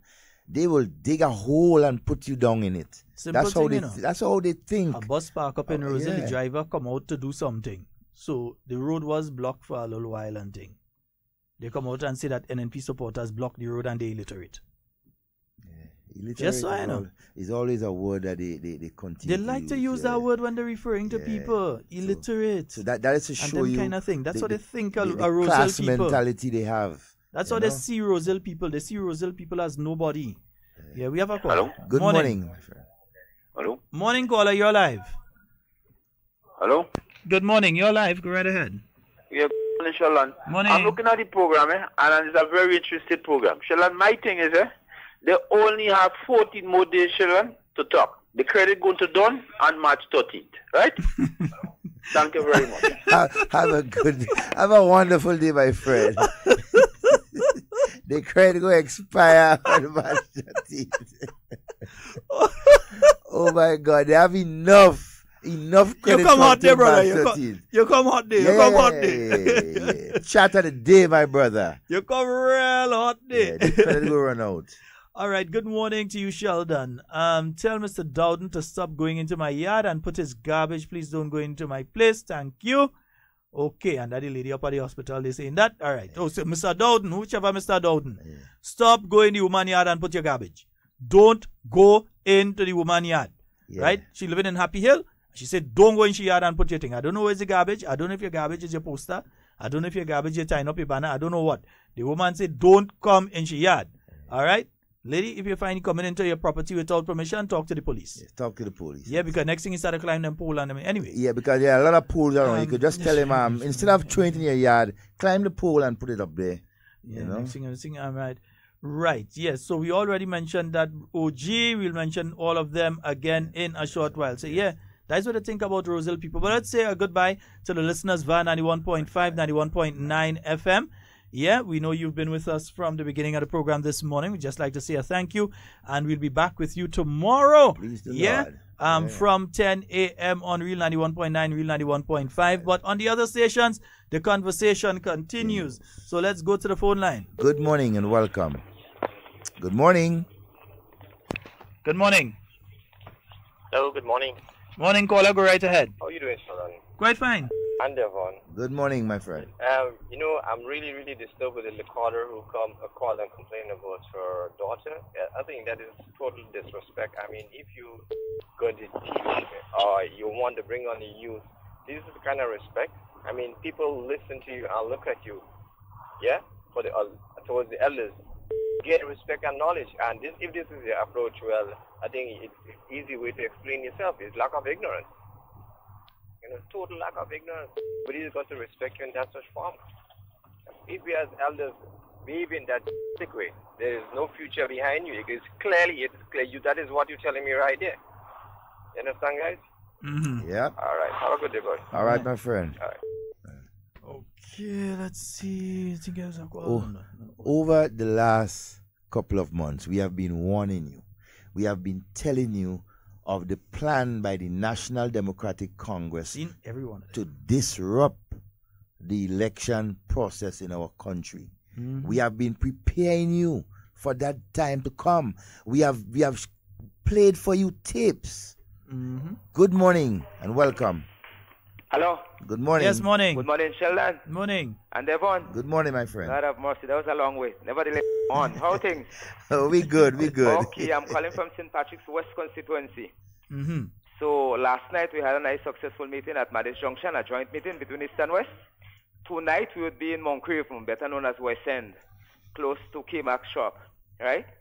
So again, it will be a joint meeting with candidate Bosa on the west and Pamela Moses on the east. And there will be other speakers, right, as well. But and tomorrow, God willing, would be at Rose Hills Junction. And we expect Prime Minister Dr. Mitchell and political leader of the NNP. We expect Peter David, and we expect Chester Humphrey as well. So we expect tomorrow's meeting to be a big one. The one this evening, the pocket meeting this evening as well, we expect to get a good turnout to those meetings. But I just want to make mention or highlight a couple things that the MP and no candidate, the NNP candidate for St. Patrick's West would have done. And, well, of course, the breakwater in Satel would be one that would stand out in terms of the impact and the importance of that particular project. And despite the criticism that you might be hearing, maybe people who would not have seen what was happening or what would have happened prior to the construction or the start of that project, the entire Lotong Sates was under threat. So yes, while we're recognizing that the lower down the beach, going the lower part of Mount Craven, going down to Mount Rodney, there is some beach erosion. But this is nothing new. These have been happening over many years, right, and so on. So I don't think at all it was a project that was impacting directly on what was happening, right, and so on. Mr. Boson have done a lot of other things, a lot of other projects through the 9 PDs. And of course, some PDs would have gotten more than others, again, based on their need, based on the requirements and so on. And maybe there would have been some areas that would not have received maybe what they had expected and so on. But quite a lot of work was done throughout the constituency. Additionally, and I think that would impact even greater, you see, is that you might have a big project for the constituency or on a national level.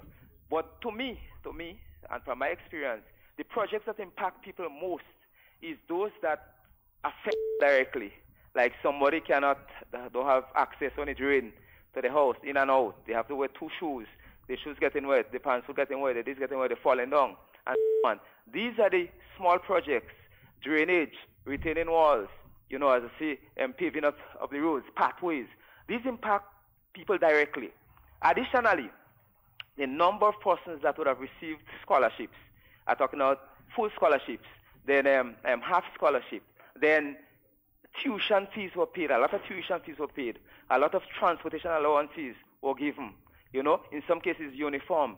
A lot of people got medical assistance. A lot of people got personal assistance in terms of food stuff and other stuff. So a lot was done. A lot of people were helped over the last 4.5 years. And I could tell you from my short experience working close to Boston is that there is hardly anybody that would come in here and go without getting help. The problem is that everybody cannot and will not be able to get help at the same time.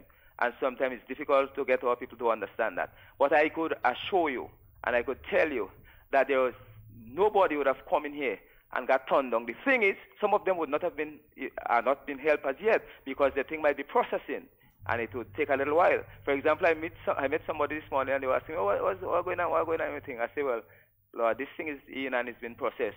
And shortly after that, I made a phone call, and I was told that, okay, the process is completed now, so they now could collect the materials and what have you. So I'm saying all this to say that a lot was done.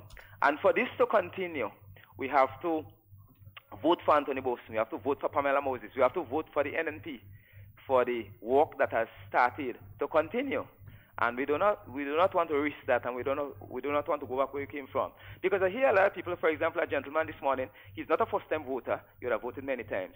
And he was saying to me, I was talking to him, he was saying to me, well, better we give my man a chance because that's the first time. I said, this is not the man's first time in politics. Remember, the first $1 million budget that was presented was presented under Nazim Buck in 2012.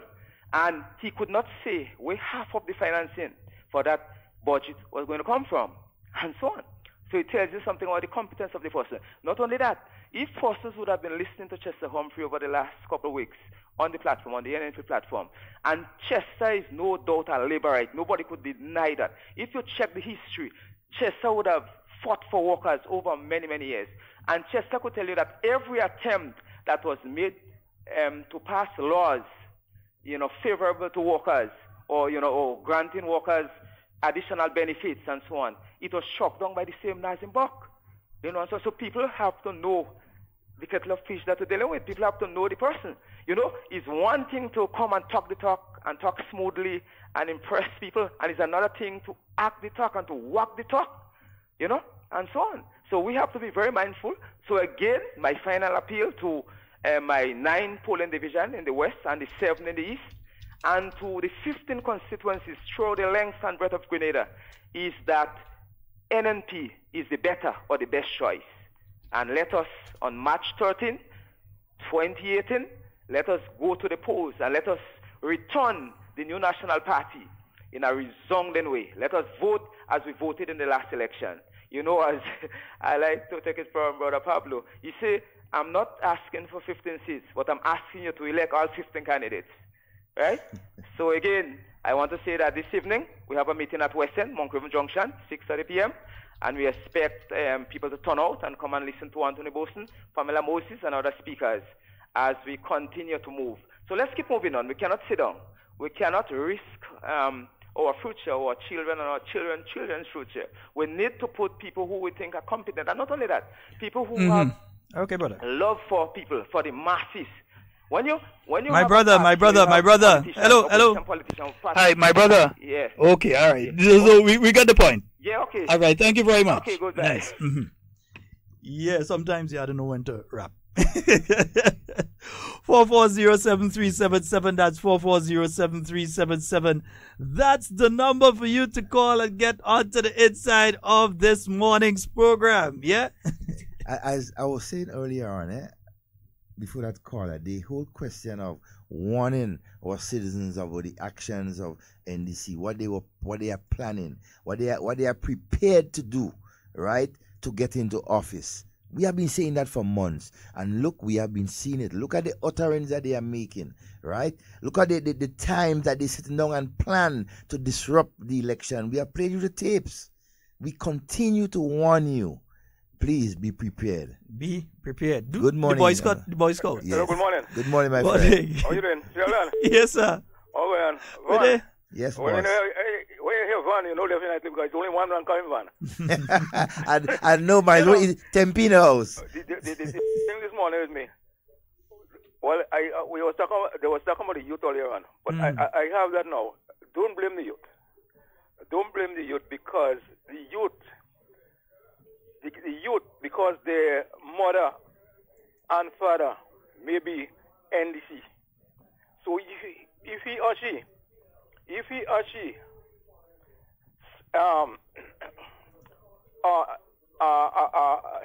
say they're going to vote NNP, they will tell them they have to get out of the house. They will put them out. So don't blame them because the father and the mother could be NDC, and if they say that they're going to vote NNP, they will tell them they have to get out of the house. Okay, so don't blame the youth. All right, my friend. All right. Right. Take care. 4407377. But we know about the thing with that, man. When they come and tell them, let's see if we can find it by. They are saying so many things to keep people away from voting. They got so much.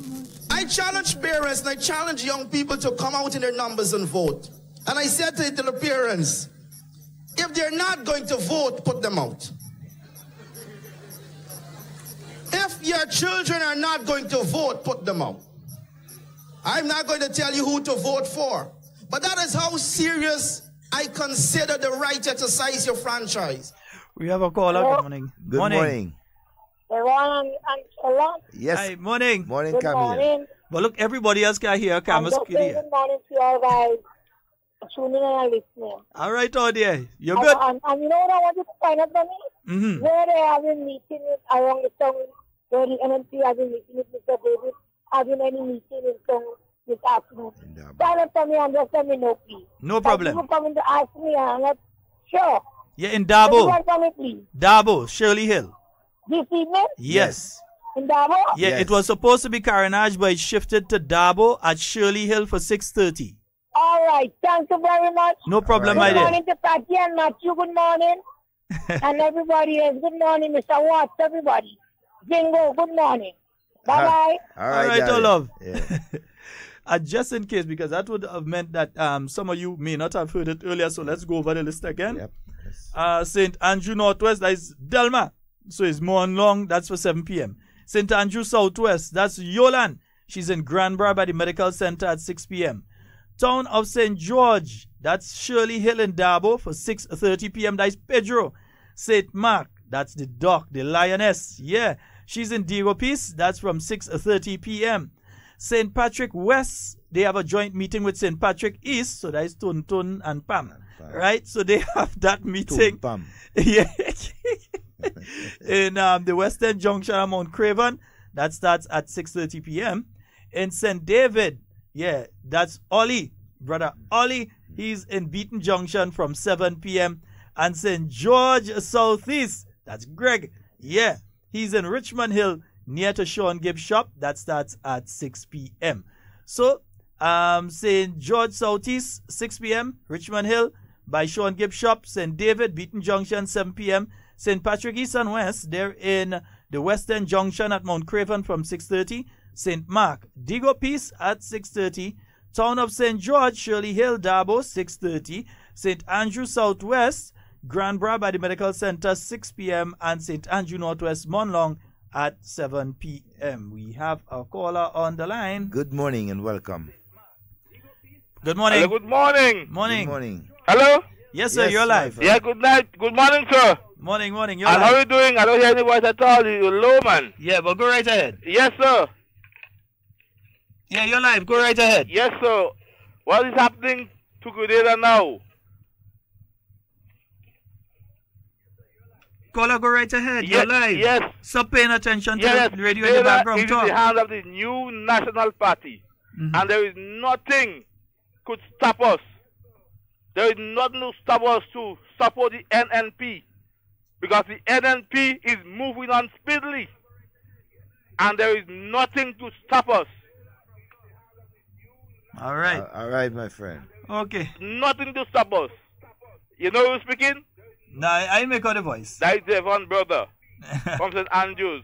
All right. I'm a Briton. Oh, that Devon. That Britain. Okay. That right. Devon, yes. Okay. Yes. Okay, Yes, brother. tell him I say good afternoon. All right, my Yes, brother. that me boy. Okay, sir. Have a good evening. Same to you. Same to you. All right. Yeah, what do you say, Devon? You see so much Devon around. Eh?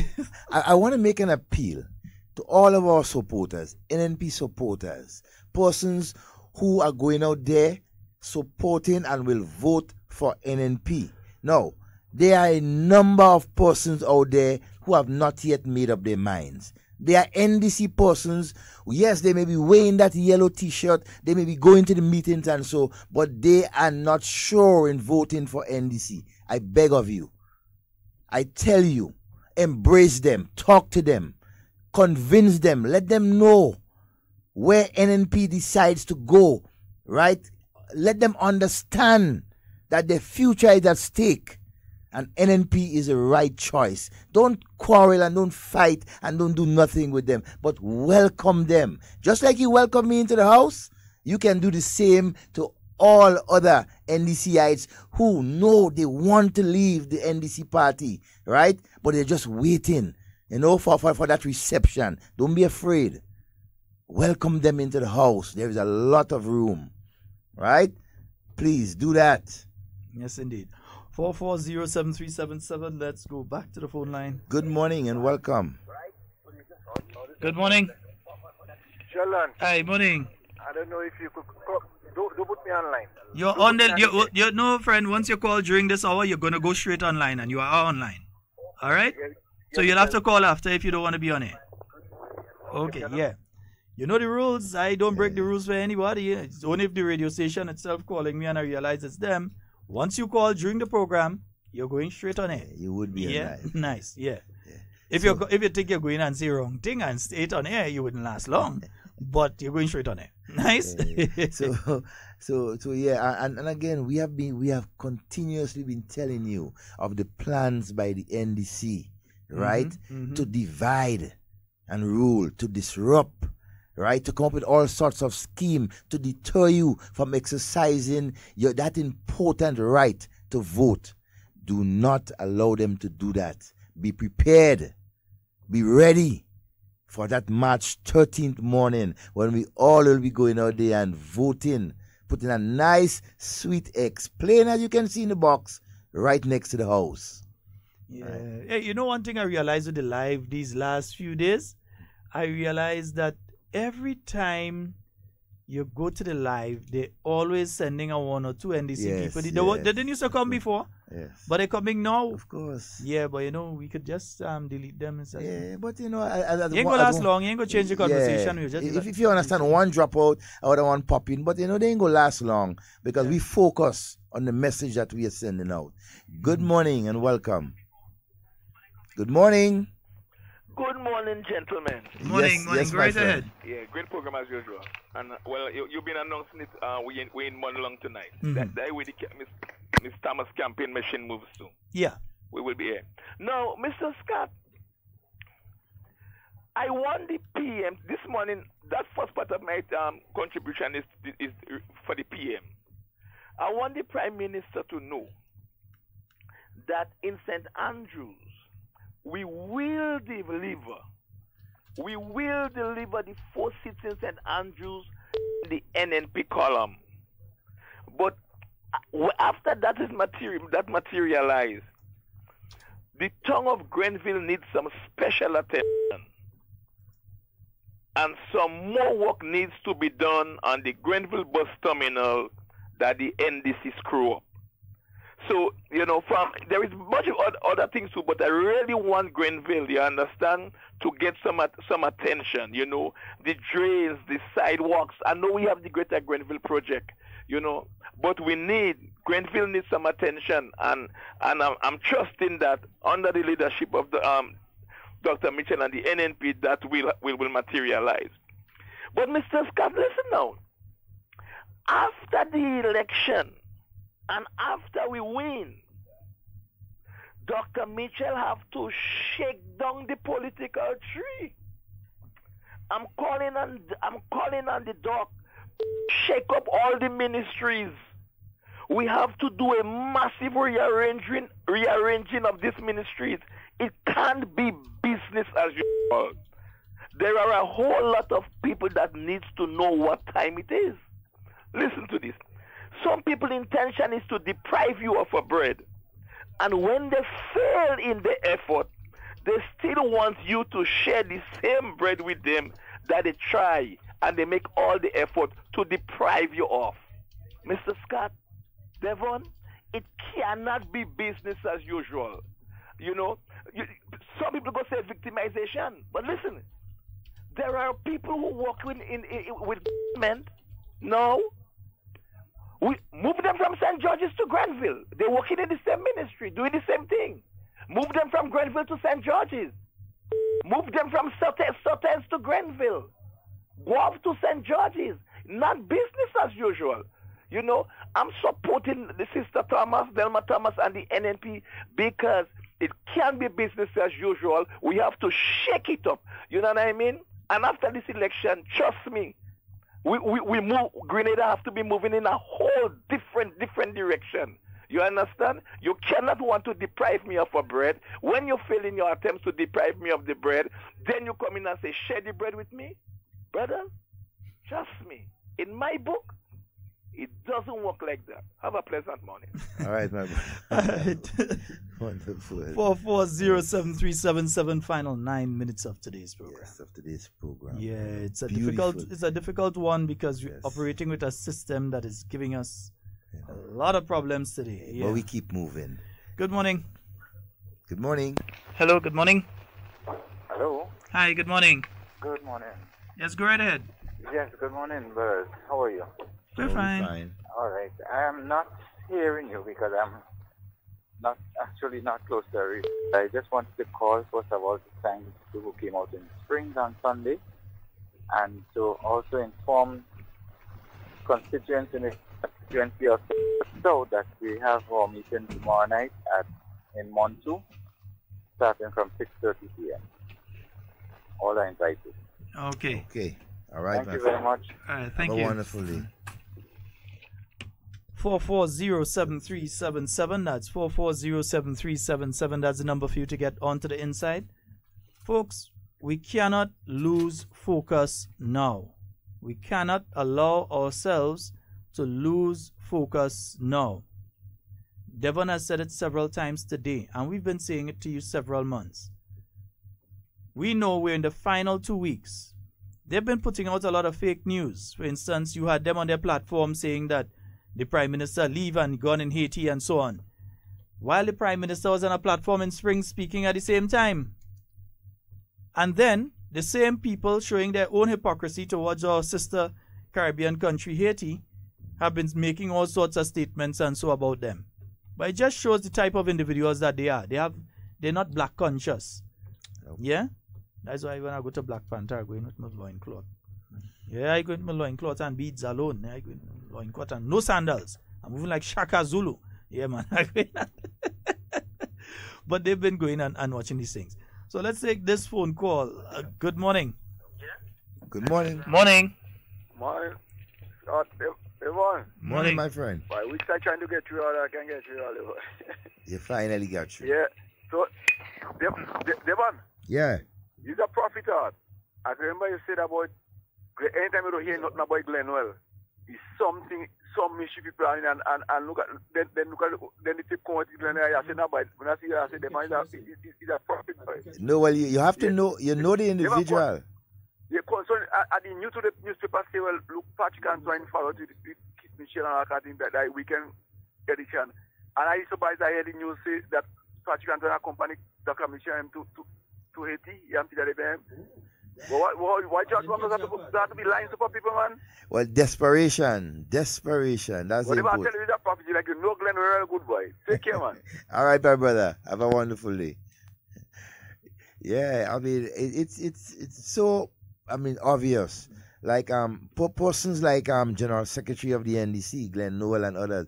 When you're not hearing from them, you got to be wary because of the mischief that they can create. And so that is why we have to be continuously vigilant, right? We have to focus on March 13th, 14 days away. Let us focus on what we have in front of us. Let us re-energize our base. Let us go house to house in the different polling divisions. Let us count the votes that we have, and make no mistake, let us ensure that we bring them out on election day, March 13, because victory is certain, but we want a massive victory. Devon, we're going to do something unofficial here because the party didn't make any statement like that. Okay. But I feel all are we wearing with green Friday? You know? Yeah, green. All you're finding in PI. All are we wearing with green? Whether we in Brooklyn and we putting up with picture and show people we wearing with green on Friday. Friday? Yeah. As we wake and you leave our houses, we wearing with green. We wearing with green. Yeah? Even if you can't wear the full green, you wear part green. Yeah? Part of it. But we wearing with green on Friday. Yeah? Yes. Wherever we are, we feel we putting on with green on Friday. I know some of you don't want to think it because you know Tantine on Sunday. Hey. So all you want to hold the green and keep it clean. We know that, but you have enough time to wash it Saturday, make sure it's clean and thing. You ain't go wash off. It's a good thing. We representing. We representing on but Friday, special day. Yeah, I feel we making Friday into a green day. Yep. You know? Yeah, green day on Friday. We can't do it next week Friday because next week Friday is a voting day, so you can't put on the green. But I feel this Friday, I think we're going to put on the green. Wherever you are. Whether in St. Patrick, you're in St. Mark, in St. John, you're wherever, we put it on with green on Friday. We going in town, we going in the grocery, we put it on with green. Wherever we go, we put it on with green. We going and take the bus, we drive in bus, we put it on with green. Wherever we putting it on, we put it on with little wristbands and we put it on with green. Yeah, we making a green day out of Friday. Yeah, we're fine. Yep. Yeah. Green all the way. Something though I think was said by one of the callers a while ago about shifting people around because listen. The New National Party is not a party of victimization.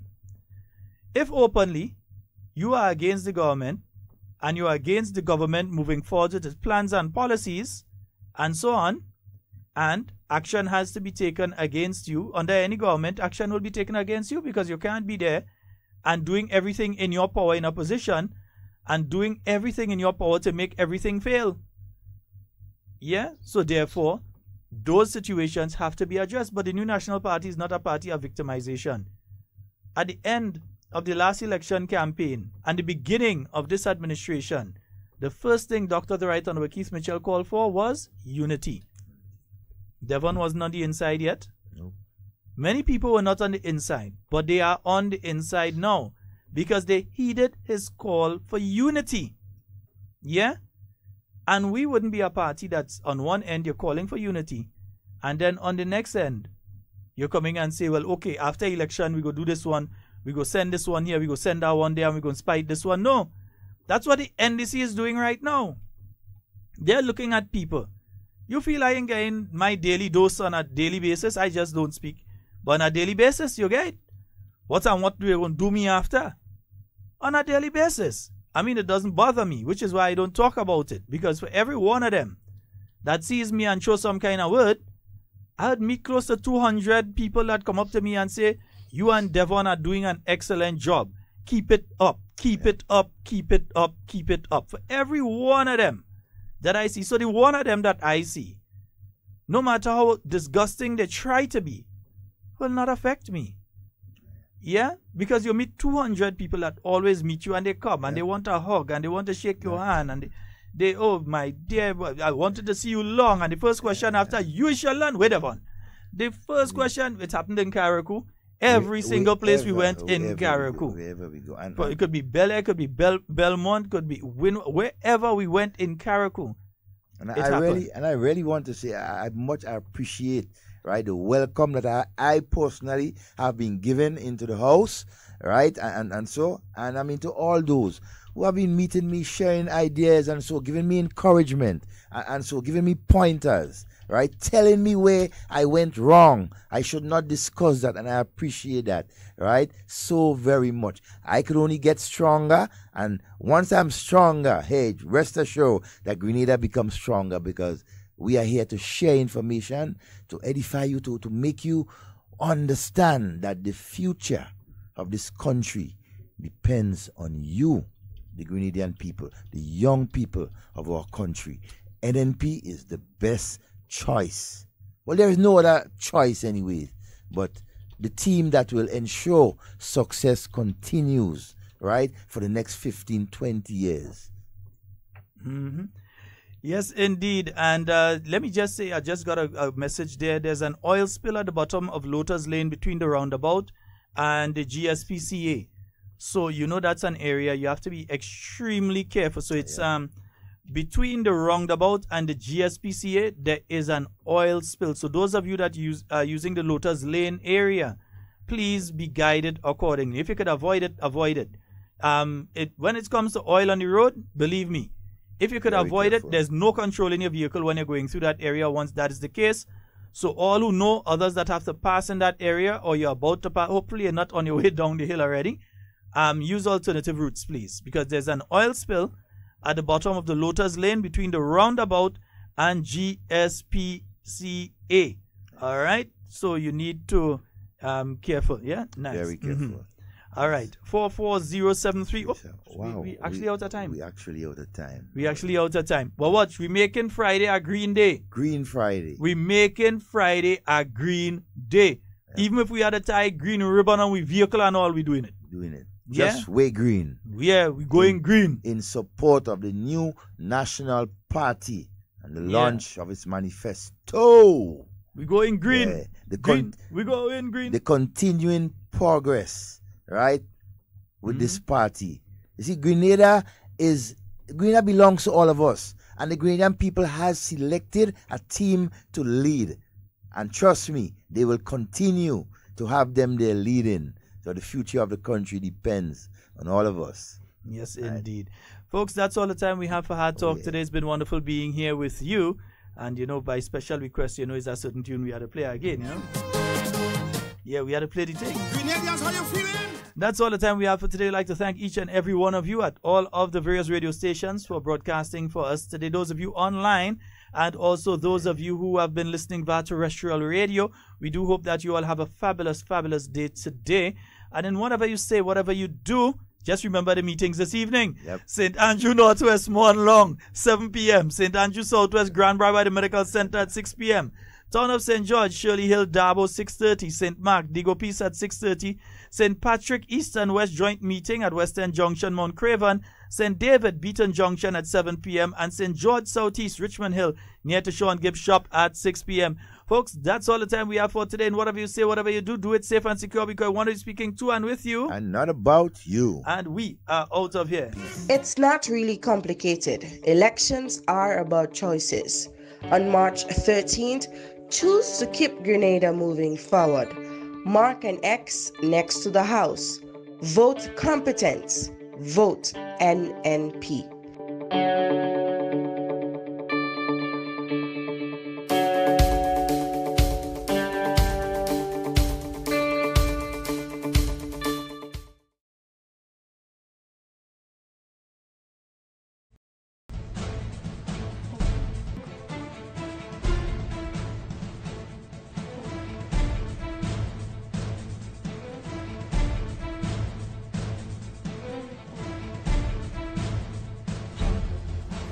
45 political candidates were nominated in Grenada on Tuesday to contest the March 13th general election.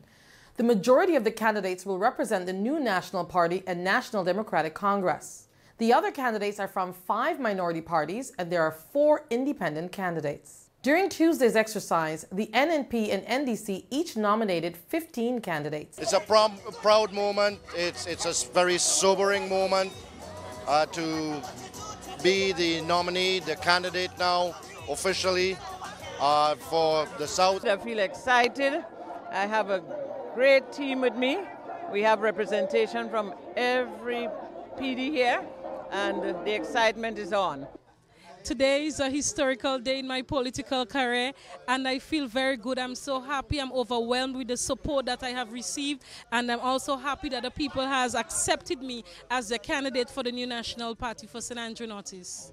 Excited, knowing that you're going forward as the next candidate for the new National Party, and then also the next representative for St. Andrews Northwest for a second term. This is overwhelming for me. It is an honor and a privilege to be so supported by my constituency, St. George Northeast. And despite it all, they come out in the numbers and support, and will continue to do that. We will take this groundswell now and bring it right up into March 13th and beyond. Very emotional.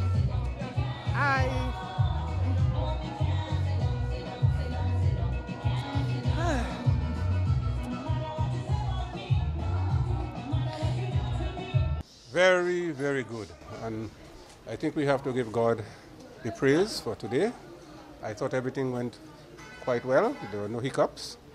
And first and foremost, I would like to thank all of the loyal NNP supporters who came out today to support myself and Pamela on this very, very important day, which is nomination day.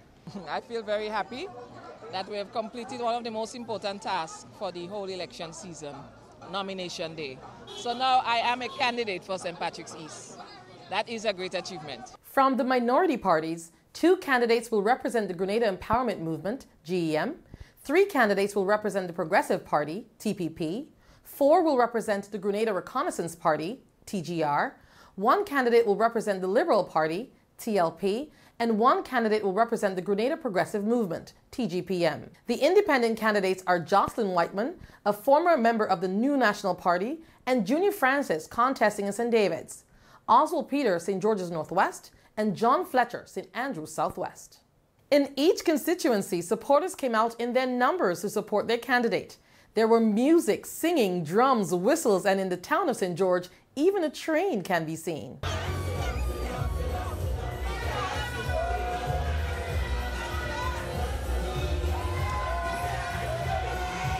Candidates also had the support of their families sharing in the nomination. So, Mrs. Steele, it's nomination day. How do you feel? What can I tell you? Elated, very happy for the candidate, but understanding that there is quite a bit of responsibility for the South. Very large constituencies, very many issues, but he is raring to go. This is the first step towards election day, and I think we're ready.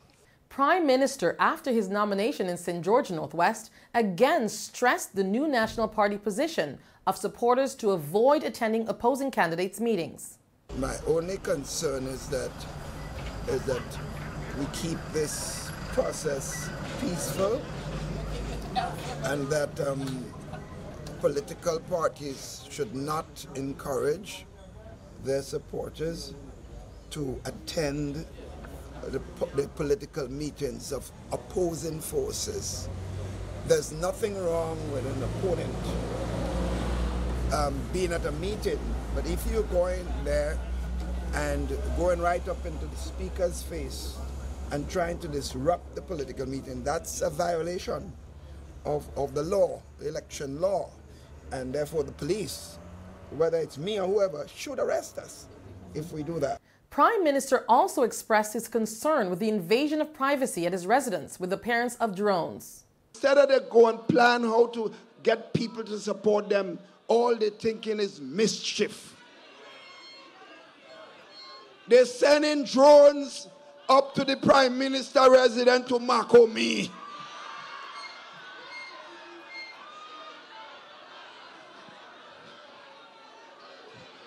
Whoever is doing this, let we call them Marco man and Marco woman.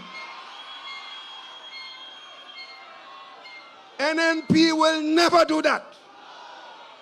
NNP respect the private lives of people. And I want to tell them, the Prime Minister is a Minister of National Security. That is a serious security problem. Pamela Moses at the rally in Plains addressed supporters and constituents, emphasizing the work that the New National Party has done and the many projects that's still to come. Brothers and sisters, right here in St. Patrick's East, we have our own constituency programs for our young people. Our youths who are at risk, we are looking out for them. Those who may fall prey to the ills of society.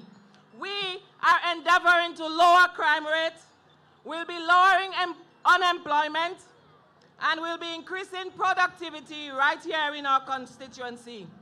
Which party is creating jobs for you? Who will be voting NNP? Exactly. Brothers and sisters, our young people in St. Patrick's East would have an opportunity not just to be part of our Imani program. As you know, it's a very successful program that helps to contribute to the development of young people. But they'll be part of a farm project very soon, where our young people would have an opportunity to go to farm school, where they can learn all the scientific skills of farming. Chester Humphrey gave a passionate speech on Sunday. Mr. Humphrey said he will do something that he has never done before. Comrades, I am going to do something on March 13th that I never did before in my life. I am going to do something on March 13th that I have never done before. I am going to vote the new National Party.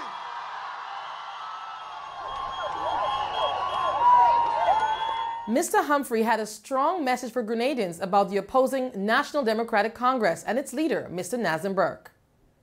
Comrades, you know who I am. You have a song. We know what we have. We don't know what we're going to get. I am going to tell you what you're going to get. Comrades, listen to me. Listen to me carefully. We have two choices facing us. We have two applicants for a job. One applicant has been doing the work and has been delivering. The other applicant is applying for the job, and I am going to give you his previous job history, and you will decide whether or not you are going to employ him. Because Mr. Burke is not going to apply for Minister of Finance. He wants to be the Prime Minister. You must decide whether or not you're going to gamble your future, or whether or not you're going to hold on securely to what you have.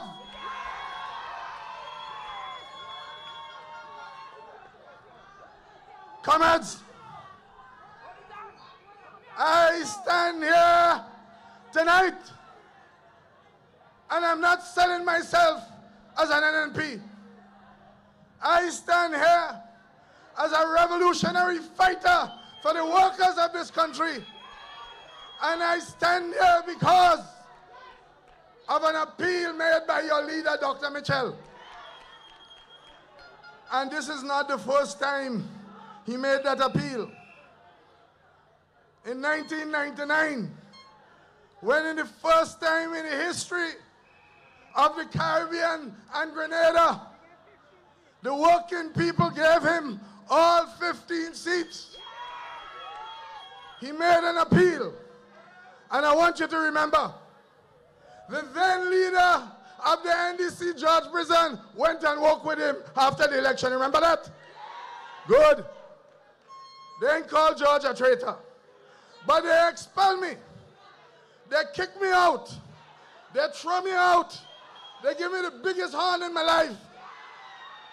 And then they jailed me. And after they locked me up in the police station, they tell me I am a traitor. Comrades, when they locked me up, I was fighting for the workers of this country. And I stand here today fighting for the workers of this country. And let me tell you what I got and what the workers got. Let's reflect.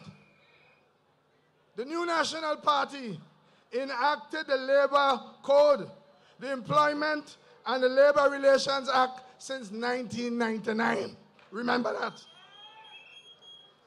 Comrades, I begged, I fought, I prayed, I asked the National Democratic Congress to remove income tax and severance pay because workers were losing their jobs left, right, and center.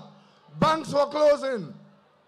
RBTT closed 2 of its branches, one in Grenville and its headquarters in Tongue. First Caribbean, 2 of its branches, one in Carriacou, one in Grenville. Bank of Nova Scotia closed its branch. Hundreds of workers were losing their jobs. You know that I fought and put the National Democratic Congress in office. And I went to them in their first convention after they won the election in 2008. In the GBSS auditorium in March, I went there and presented them with a resolution to remove income tax and severance pay. And the resolution passed. I got a big applause just like how I get here tonight. But do you know what happened?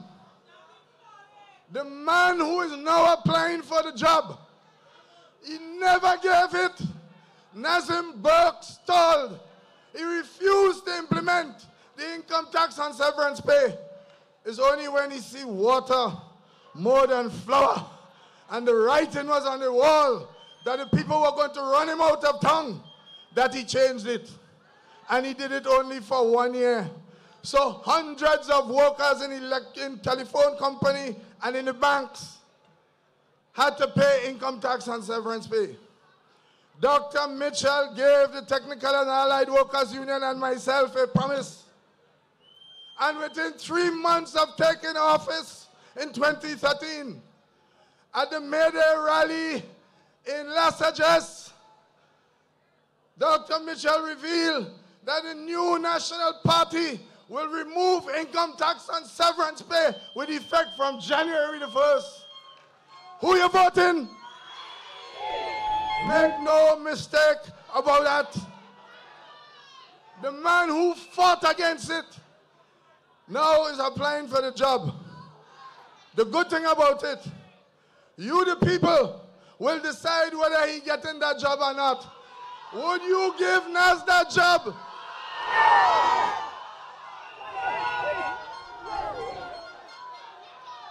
Comrades, let's keep moving. The new National Party removed personal income tax on pensions, something Mr. Burke refused to do. The new National Party removed income tax on NIS.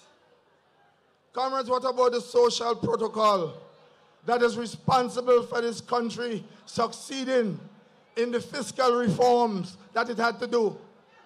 We spent 2.5 years negotiating with Mr. Burke to get that social protocol through to protect the jobs of the workers. Mr. Burke never reached an agreement with us. Within 1 year and 5 months of the NNP coming into office, for the first time in the history of Grenada, a social protocol was signed, and then we keep moving.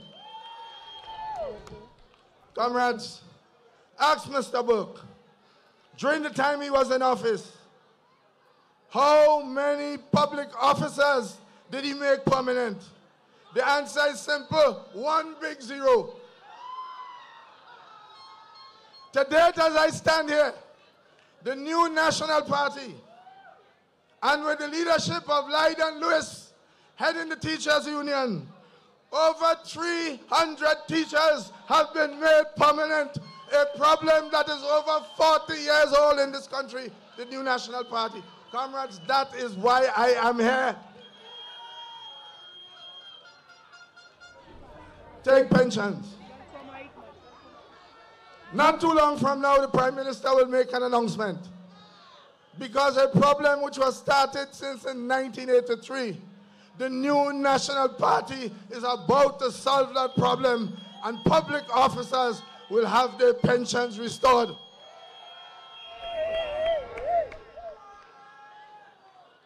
Comrades, comrades, comrades, and to the young people, when I defend the job of your parents, I am defending you. When I protect the job of your parents, I am protecting you.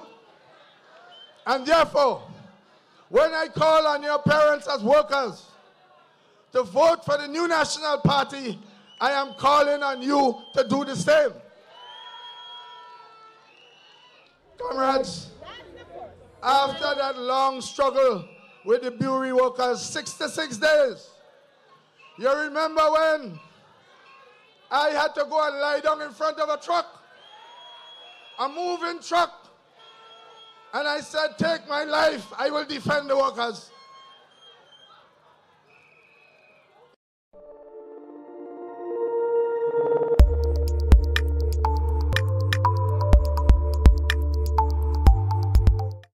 Peter David, candidate for the town of St. George, also addressed supporters with a message of unity.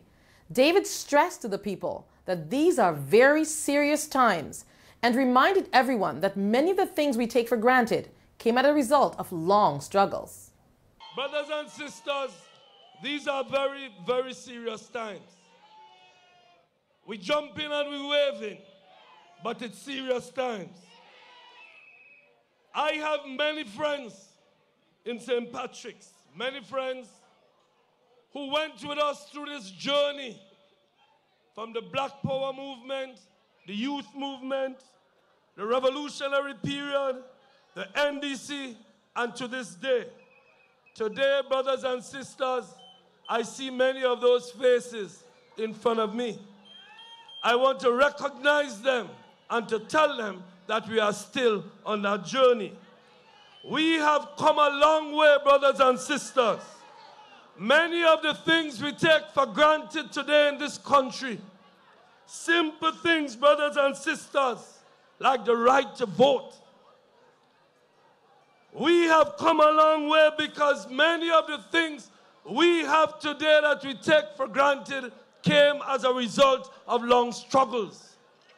It was Fedor in the struggle against slavery, or Gary with the right to vote, or Maurice Bishop with the right to people's participation in politics. Today, brothers and sisters, I believe we are achieving great things.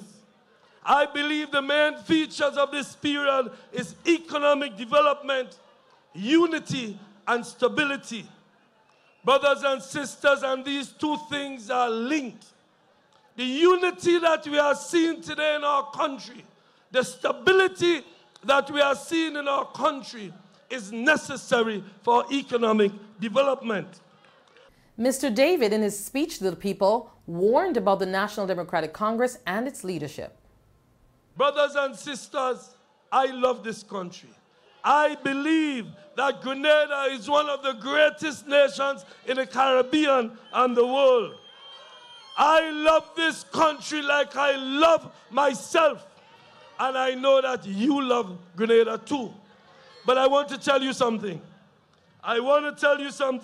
I know that there are many persons in other parties who love this country just as much.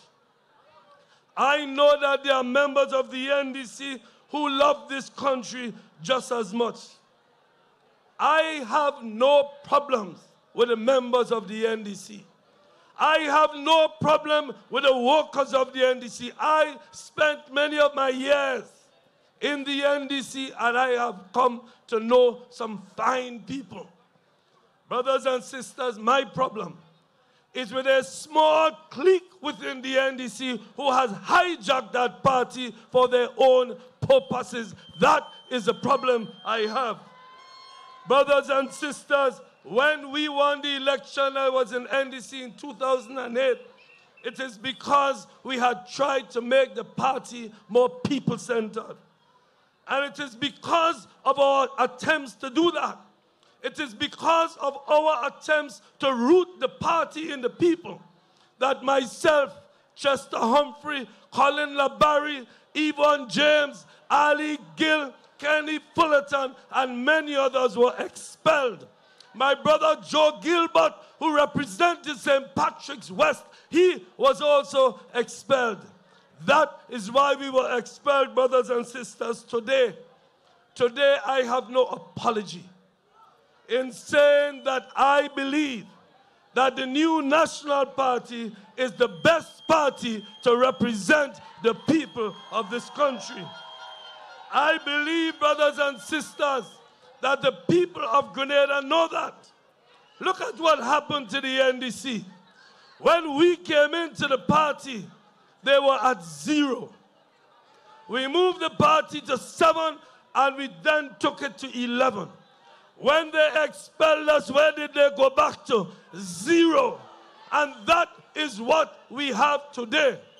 A party that the ordinary workers of this country know does not represent their interest. You heard Brother Chester. Brother Chester spent his entire life fighting for the people of this country. Many of us have gone through all of the historic struggles of this country. But today, brothers and sisters, take this seriously. Today, we are at the cusp.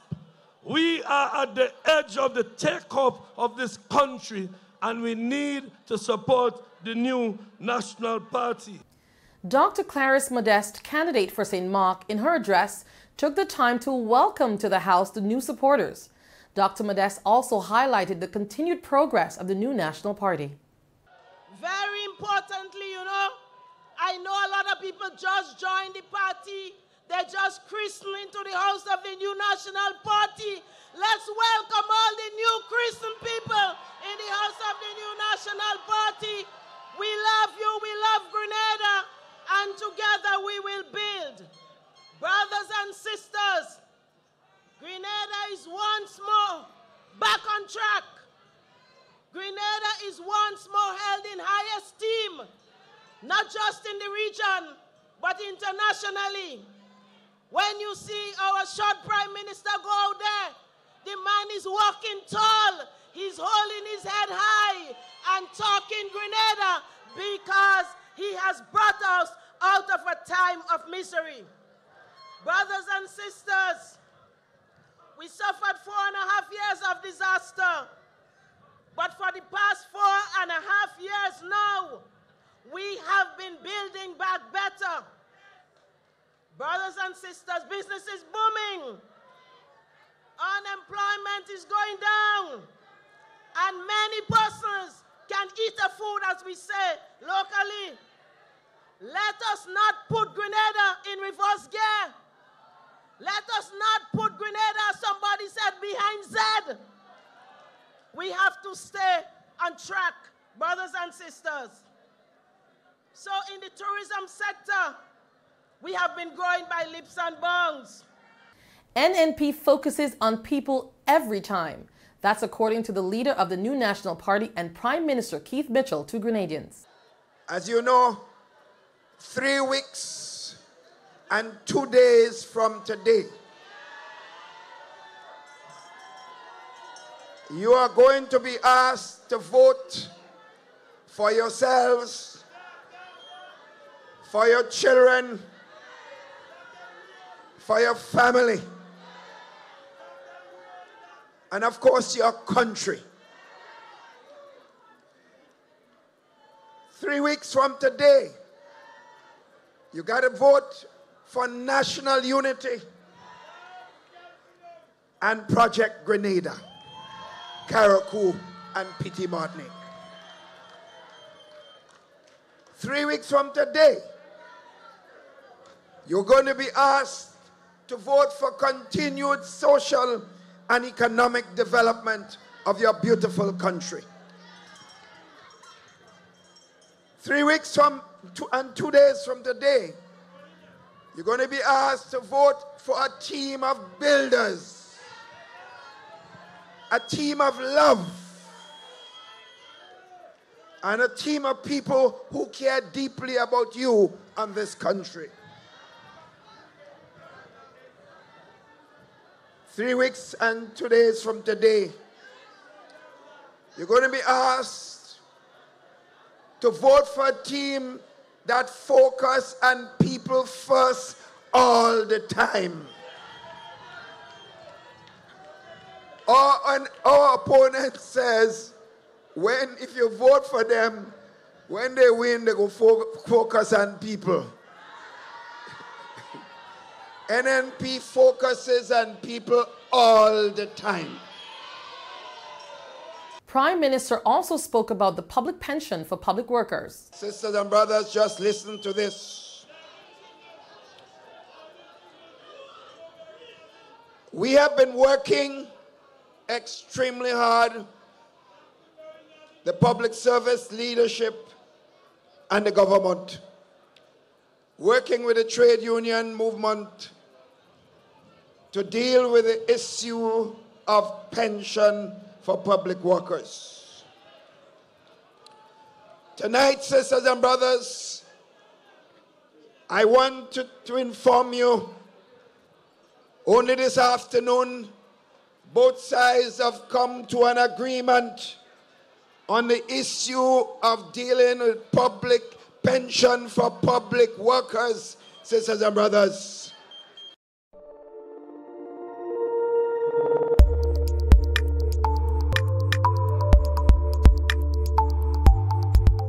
This is Campaign Central. I am Nolene Thompson. Join us again next time. The quality of the team we have put together for this current general elections is one of my proudest achievements. This Dream 15 is made up of achievers and successful people and of members with a genuine grounding in their communities and inspired by the love they have for people. These are what set this team apart from the so-called alternative. Ours is one of continuity and renewal, and built with a determination to expand opportunities for youth and women. If elections are about choices, which they are, then the choice this election is clearer than in any previous poll. Love wins every time. Care wins every time. Competence wins every time.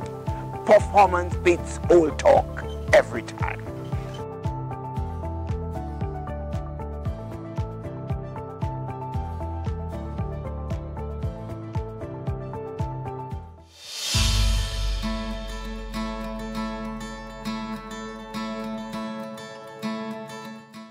Welcome, viewers, to another episode of Grounding the Candidate. I'm your host, Nolene Thompson.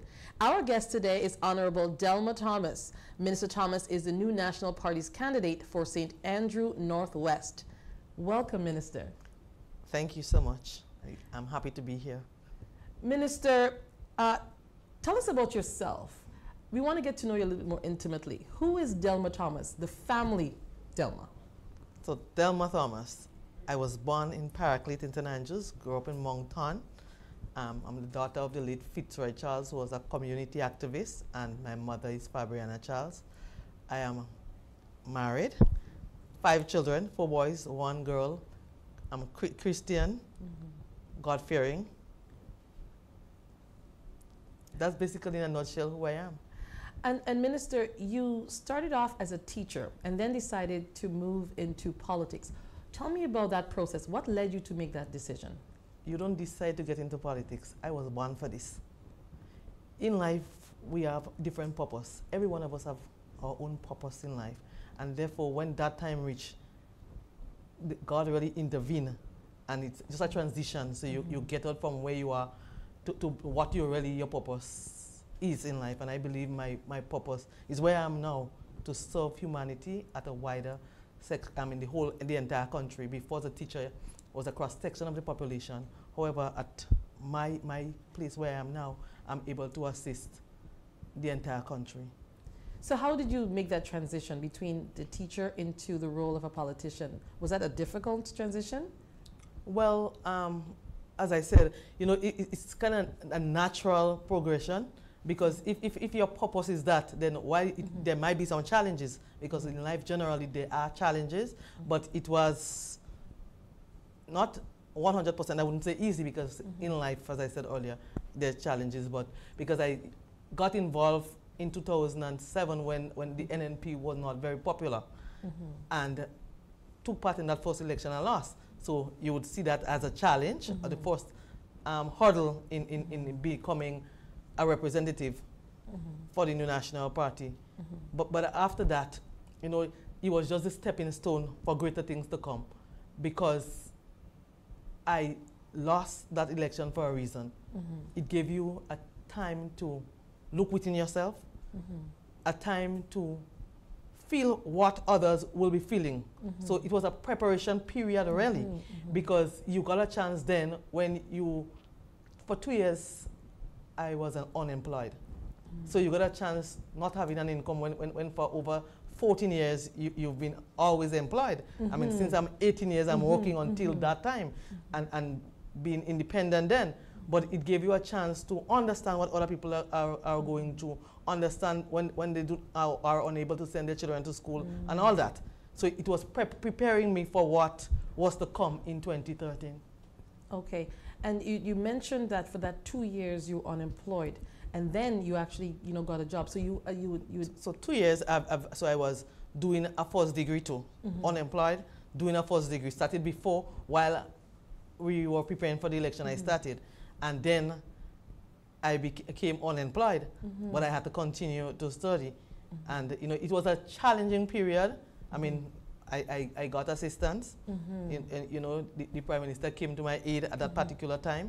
But remember, I came from being independent to now being dependent. So that was the greatest challenge, but it also made me a better person and prepared me for who I am today. The Prime Minister always talk about your compassion.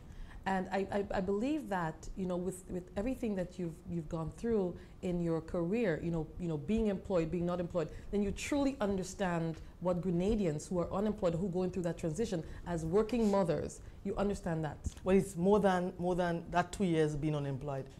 I was born from very, very poor parentage. So my mother left me at the age of 3 and went to Venezuela. I stayed with my grandmother, who was very poor. We had about 7 of us in the household, different children, leaving their children, going to Trinidad and all that. So it was difficult time, challenging time. There were times when I didn't even have a pencil or an exercise book to go to school. And the community raised me. The community assisted our families. So I know for exactly how it feels to be poor, how it feels with 1 pair of shoes. And I recall just having 1 pair of shoes. And I had to go to school with a slipper. And when I became like maybe 8, 9 and you're more aware, I hid the shoes in my bag so that I could put it on the road, and when I went back halfway, put it back in my bag, because my grandmother didn't want me to wear this 1 pair of shoes that was for going out, according to her. So, so I understand hardship. I understand people's pain. I understand suffering. I know what it is when you have to ask next door neighbor for some assistance, and they will talk to you so loud. So you would hear me saying from time and time again that there are some things you would never see in the media. I would never take a picture giving somebody a hamper, a voucher, or no other assistance that on a personal basis, because I knew where I came from, and I knew what it felt like when other persons knew that you were begging to survive. So it's difficult for me to do that, and I'm unable, and I would not do it. So Minister, what would you say inspires you the most? When I wake up every morning being inspired by the people within the constituency. When I'm able to lift them out of poverty, when I'm able to make some contribution towards education, because I'm for education, because I know it's the only thing that will get us out of the vicious cycle of poverty. So if I can lend a helping hand so that a family can get out of poverty or assist them in assisting their children, then that keeps me going every day. And do you have a vision for youth specifically? Generally, the youth of Grenada and the youth in your constituency? Well, yes. The youth in my constituency I want to talk about, because we're talking constituency, we're talking representational politics. So I have a vision to ensure that we provide them with the skill base. Not everybody is academically inclined. So some will do well in academics, and some will need to do a skill. So my vision is to ensure that we provide them with the enabling opportunity so that they will be able to provide for themselves. So in what way? So somebody might be able to get a first degree in a particular career, but somebody will be able to use the computer or some other skill base, agriculture, the sewing, can open their own restaurant. So working along with them to ensure that they can assist themselves, not being very dependent on us all the time, but being dependent also. What about projects in your constituency? Let's talk about that. Talk about the projects that's ongoing, or that's completed, or the vision for your constituency in regards to the projects, infrastructural, education, scholarships? Education is key, so I want to start there. Okay. We have done a tremendous amount of work as it relates to the schools. So we have almost a complete new facility at the Priory Government School. We have new facilities, St. Mary's ROC. There are 3 schools in my constituency. The Byland, which is St. Michael's ROC, we did over the entire roof in the first year coming into office, tiled the preschool there, tiled the preschool so there's also a preschool so 3 major primary schools, but there are preschools also. So we tiled the preschool in Sava, and we continue to work along with all the schools within the constituency. The students also, parents also, because I mean you will help with the infrastructure work of the school, but there's also a need to assist students, whether it's uniform assistance, whether it's financial assistance through the SEED program, and any other assistance, personal assistance. There are times when you have to come in personal as a representative without anybody knowing that you're doing it, but you're doing it because you believe in education and you believe that these families need you. And one of the things you have to keep in mind is that you assist despite of political affiliation, because we were in government, and government role is not for those who voted for the NNP, but government role is for every citizen of the country, especially those who are vulnerable and need our assistance.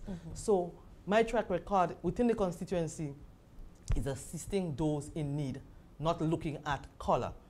I ignore color code and look at individual, because I look at my own life, where I came from. If somebody then, maybe the last 30 years ago, would have looked at me and said her grandmother is a Gary, right? Then maybe a lot of things that I achieved, I would not have achieved it. And therefore, I always deal based on that.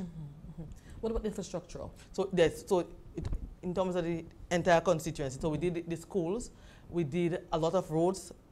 In every area, we were able to do some concrete project, or whether it's road, drains, whether it's the school facility, bridges. Every area within the constituency, we did one or more projects. In Byland, for example, at present we're completing the back street drain and road, which is a long outstanding project that the people have been asking for maybe the last 20 years. In consignment, we did a first phase, and we are looking to do the other phase in terms of completing the road there. So that's in Byland. Also, we did other small projects there. The Claboni Road will be done sometime this year under CCC. In Maribor, we did a number of small projects also. In Balthazar, Monlong, the same thing for Adelphi. We just completed a huge drain project in Spring Garden. In Moncton, we have done tremendous amount of work, including lighting the playing field and refurbishing the community center and the small stadium we have there. In Lafayette, we have done infrastructure work. St. Mary's RC School is also located there. We did a lot of small projects in Lakabeke, Paradise, Dunfermline. So every area within the constituency, we have done infrastructure work. We have also, in terms of education, in terms of scholarships, in every village within the constituency, you have one person getting assistance to tertiary education. Some in SGU, some in University of the West Indies, either Barbados or Trinidad. So right now, we can boast of the amount of scholars that we have. We will have doctors, we'll have teachers, we'll have accountants, we'll have psychologists, based on the number of persons who got scholarship under this NNP administration. And therefore, from the constituency standpoint, we want to congratulate the new National Party administration for coming to our aid in assisting so many students. I mean, apart from that tertiary education we've had from university, we have the TAMCC, where we assisted scores of persons paying tuition fee every year. Every year, a number of persons from the entire constituency get assistance for the tuition fees. And we also assist them with bus assistance. For the first time, this government has extended the SEED program to college and university students. Before, when you finish secondary school, you're out.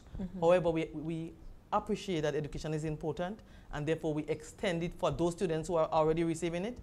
Once they go into TAMCC or they go into SGU, they continue to get their assistance. Tell me a little bit about SEED, for people who don't understand. How do you get into that SEED program? Well, the SEED program is support for education, empowerment, development, you have to, so you'll do a form. So there's no way a politician could determine whether or not you get through. So I cannot determine whether or not someone in my constituency get through.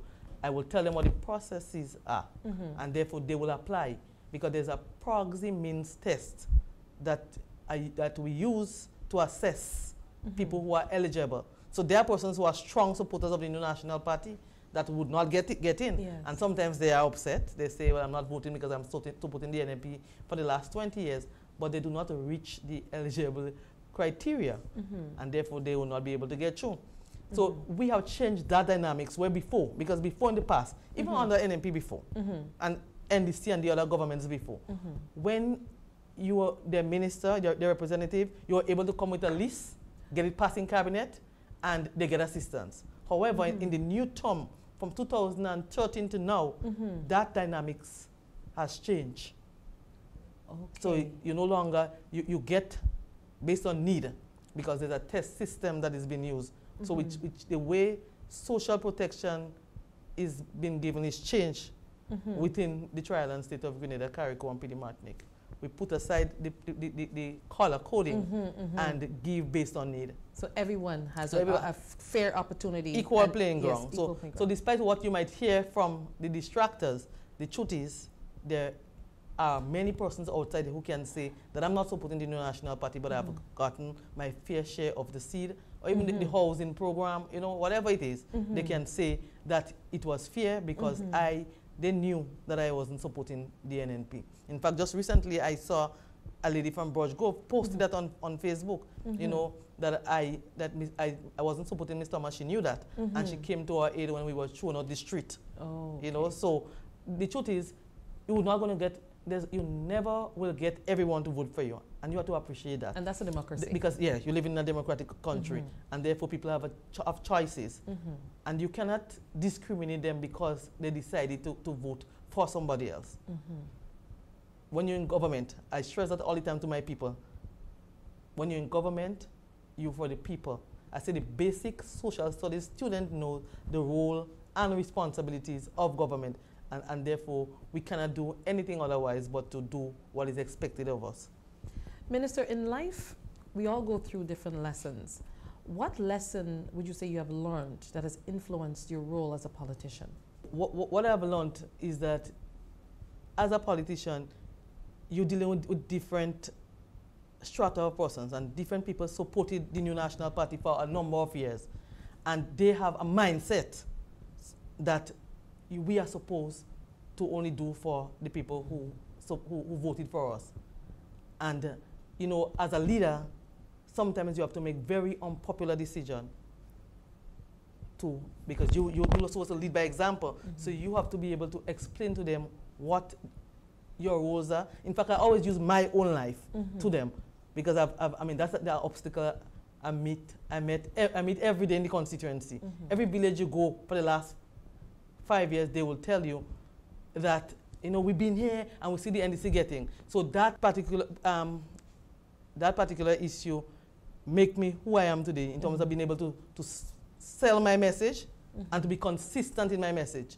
So they realize that I'm consistent in saying that we have to assist all. And even if they're unhappy, that they will just accept that everyone needs our assistance and there's no way. And I always use the Bible to demonstrate that. You know, I say at the end of the day, I would no longer be a politician. That is, everything is for a time, everything have a season. And politics has its season also. But at the end of the day, I have to go back to the community. And at the end of life, I have to be answerable to my maker. So what do I say to him? I only serve green, the people who voted for the NNP, when he expected me to serve all humanity. So I use that as a tagline in terms of determining what I do within the constituency. Minister, you started off, your first time, you lost. Then you came back, you won. We have new candidates, and it's women, so women empowerment, you would say. What advice would you give to our new candidates on board? I would say to them that you be true to yourself and honest with the people. That's one of the key things. You be honest and upfront all the time. There's no need for you to be dishonest. Tell them as it is. sometimes some people will be upset with you, but at the end of the day, you will win big in terms of people believing in you when they realize that you are an honest person. So that's one of the things I would advise them, to be honest and upfront all the time with their constituents. Tell them as it is. Totally. Don't sugarcoat anything. I know, because sugarcoat can get you in trouble. Because you see, as politicians, there's so much demands. And people come to you asking for all different kind of things. I mean, people ask you for a job letter. You have to be honest and upfront. If somebody isn't working with you, there's no way you could give them a job letter. You could land yourself in trouble. So you have to tell them that I'm unable to do it, and you give them the rationale. And tell them I could get into trouble. If you say you love me so much, because some of them will be upset with you and think you're in a position where you could give them, but you have to explain to them that I could no longer be your representative because what you're asking me to do is illegal. You know, so there are a lot of things that people come to you and ask, but you have to be upfront, be honest. Tell them as it is. Don't pretend and tell them I'll come back for it, and when they come back, you know you can't give them. If you know somebody doesn't meet the criteria for a particular program, tell them upfront. Say, as far as I see, you do not meet the criteria, but if you want to apply, I tell a lot of people in my constituency that, those looking for seed and housing material and stuff, because the housing material has its criteria. Seed has criteria, so I will tell you up front. I won't pretend to you and say, we'll go and pull the farm, and then you come upset because you have not received any assistance. I will tell you up front that according to the criteria, you would not get approval, but you can still do it and to see. So I think we, as politicians, and you know, as mothers, you have to be like honest, because you're teaching your children to be honest, honesty. And therefore, you cannot be saying one thing in your mouth and your actions saying something differently. So I believe in honest and upfront, and I will advise all new persons. I mean, Skita and I are very close, and I said to her from day one that all you have to do is be honest and upfront and maintain. I say, I know that you're going to win the seat, but at the end of, when you become a member of parliament and a minister of government, you ensure that you go back every week within the constituency to keep grounded, and you will win bigger and better the other time. Minister, you're a very popular minister, extremely popular. Who is the most interesting or most influential person that you've met, and how has that person influenced your life? Well, that would be the Prime Minister. He is more than just the Prime Minister to me and my family. He's a friend, a mentor. He's also like a family member to us. I mean, I could spend the whole day describing Dr. Mitchell, the politician, Dr. Mitchell, the friend, the family member, because he has done so much for us as a family. And I can discuss anything with him, whether it's political or even an issue that affects us as a family. So he's my biggest motivator, and sometimes I would say even one of my best friends, because it's somebody who I could discuss anything with, no matter what the issue is. I mean, whether it's a home-related issue, a ministerial issue, whatever the issues are, I can discuss it with him. And that's really important in life, having someone or that you work for who can also be a mentor to you. Yeah, true. He's more than a mentor, as I said, a family. He's family. He's okay, family. I would remember family. Yeah. Minister, what message, in conclusion, would you like to leave to your constituents and to Grenadians on a whole? I would say to Grenadians that the choice is really clear on March 13th, that the new National Party has served and served well. And I also want to always remind them that never forget what happened in 2008 to 2013. And therefore, competence is what you're going to look for in choosing who your next representative is, not friendship, and performance. Performance beat old talk, because one of the things you would hear a lot now, because the NDC has not performed, you would hear a lot of old talk and a lot of propaganda. Always bear in mind that performance beat old talk all the time. There's never a time when old talk beat performance. Totally. Thank you so much, Minister. This concludes our episode of Grounding the Candidate. Thanks for watching. Join us again next time.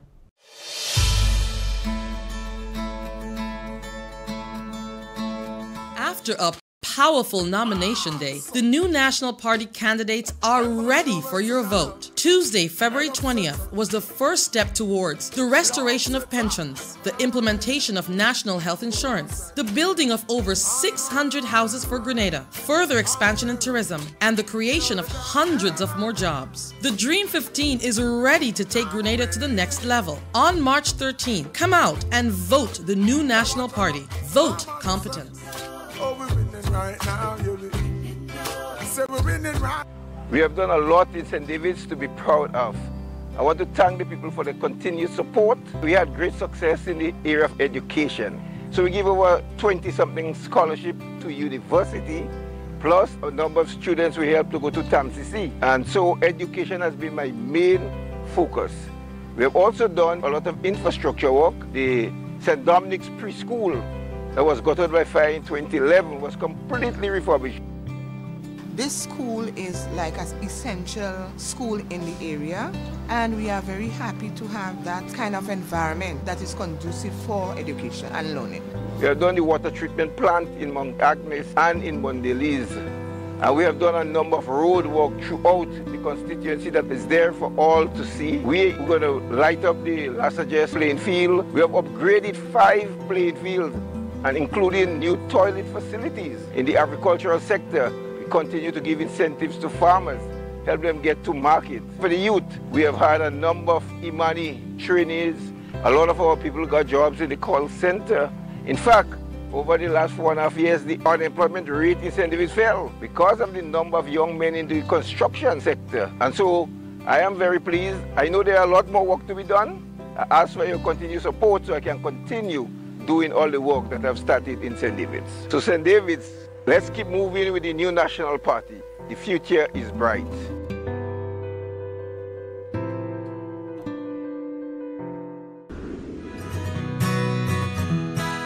My involvement in politics was always motivated by a desire to see significant change.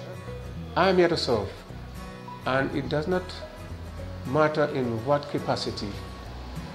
And as I move through the constituency, I feel a sense of pride and satisfaction when people tell me, yes, I like what you are doing, I like the services you are providing for us, I like the fact that you are with us and you continue to support us. So therefore, being able to serve, being at the service of our people, I think is my greatest satisfaction. Because if I cannot serve the people, I have no place in politics. When I look at some of the conditions under which some people have to live, I feel a sense of compulsion to do more. That gives me the urge, hey, you have to do more.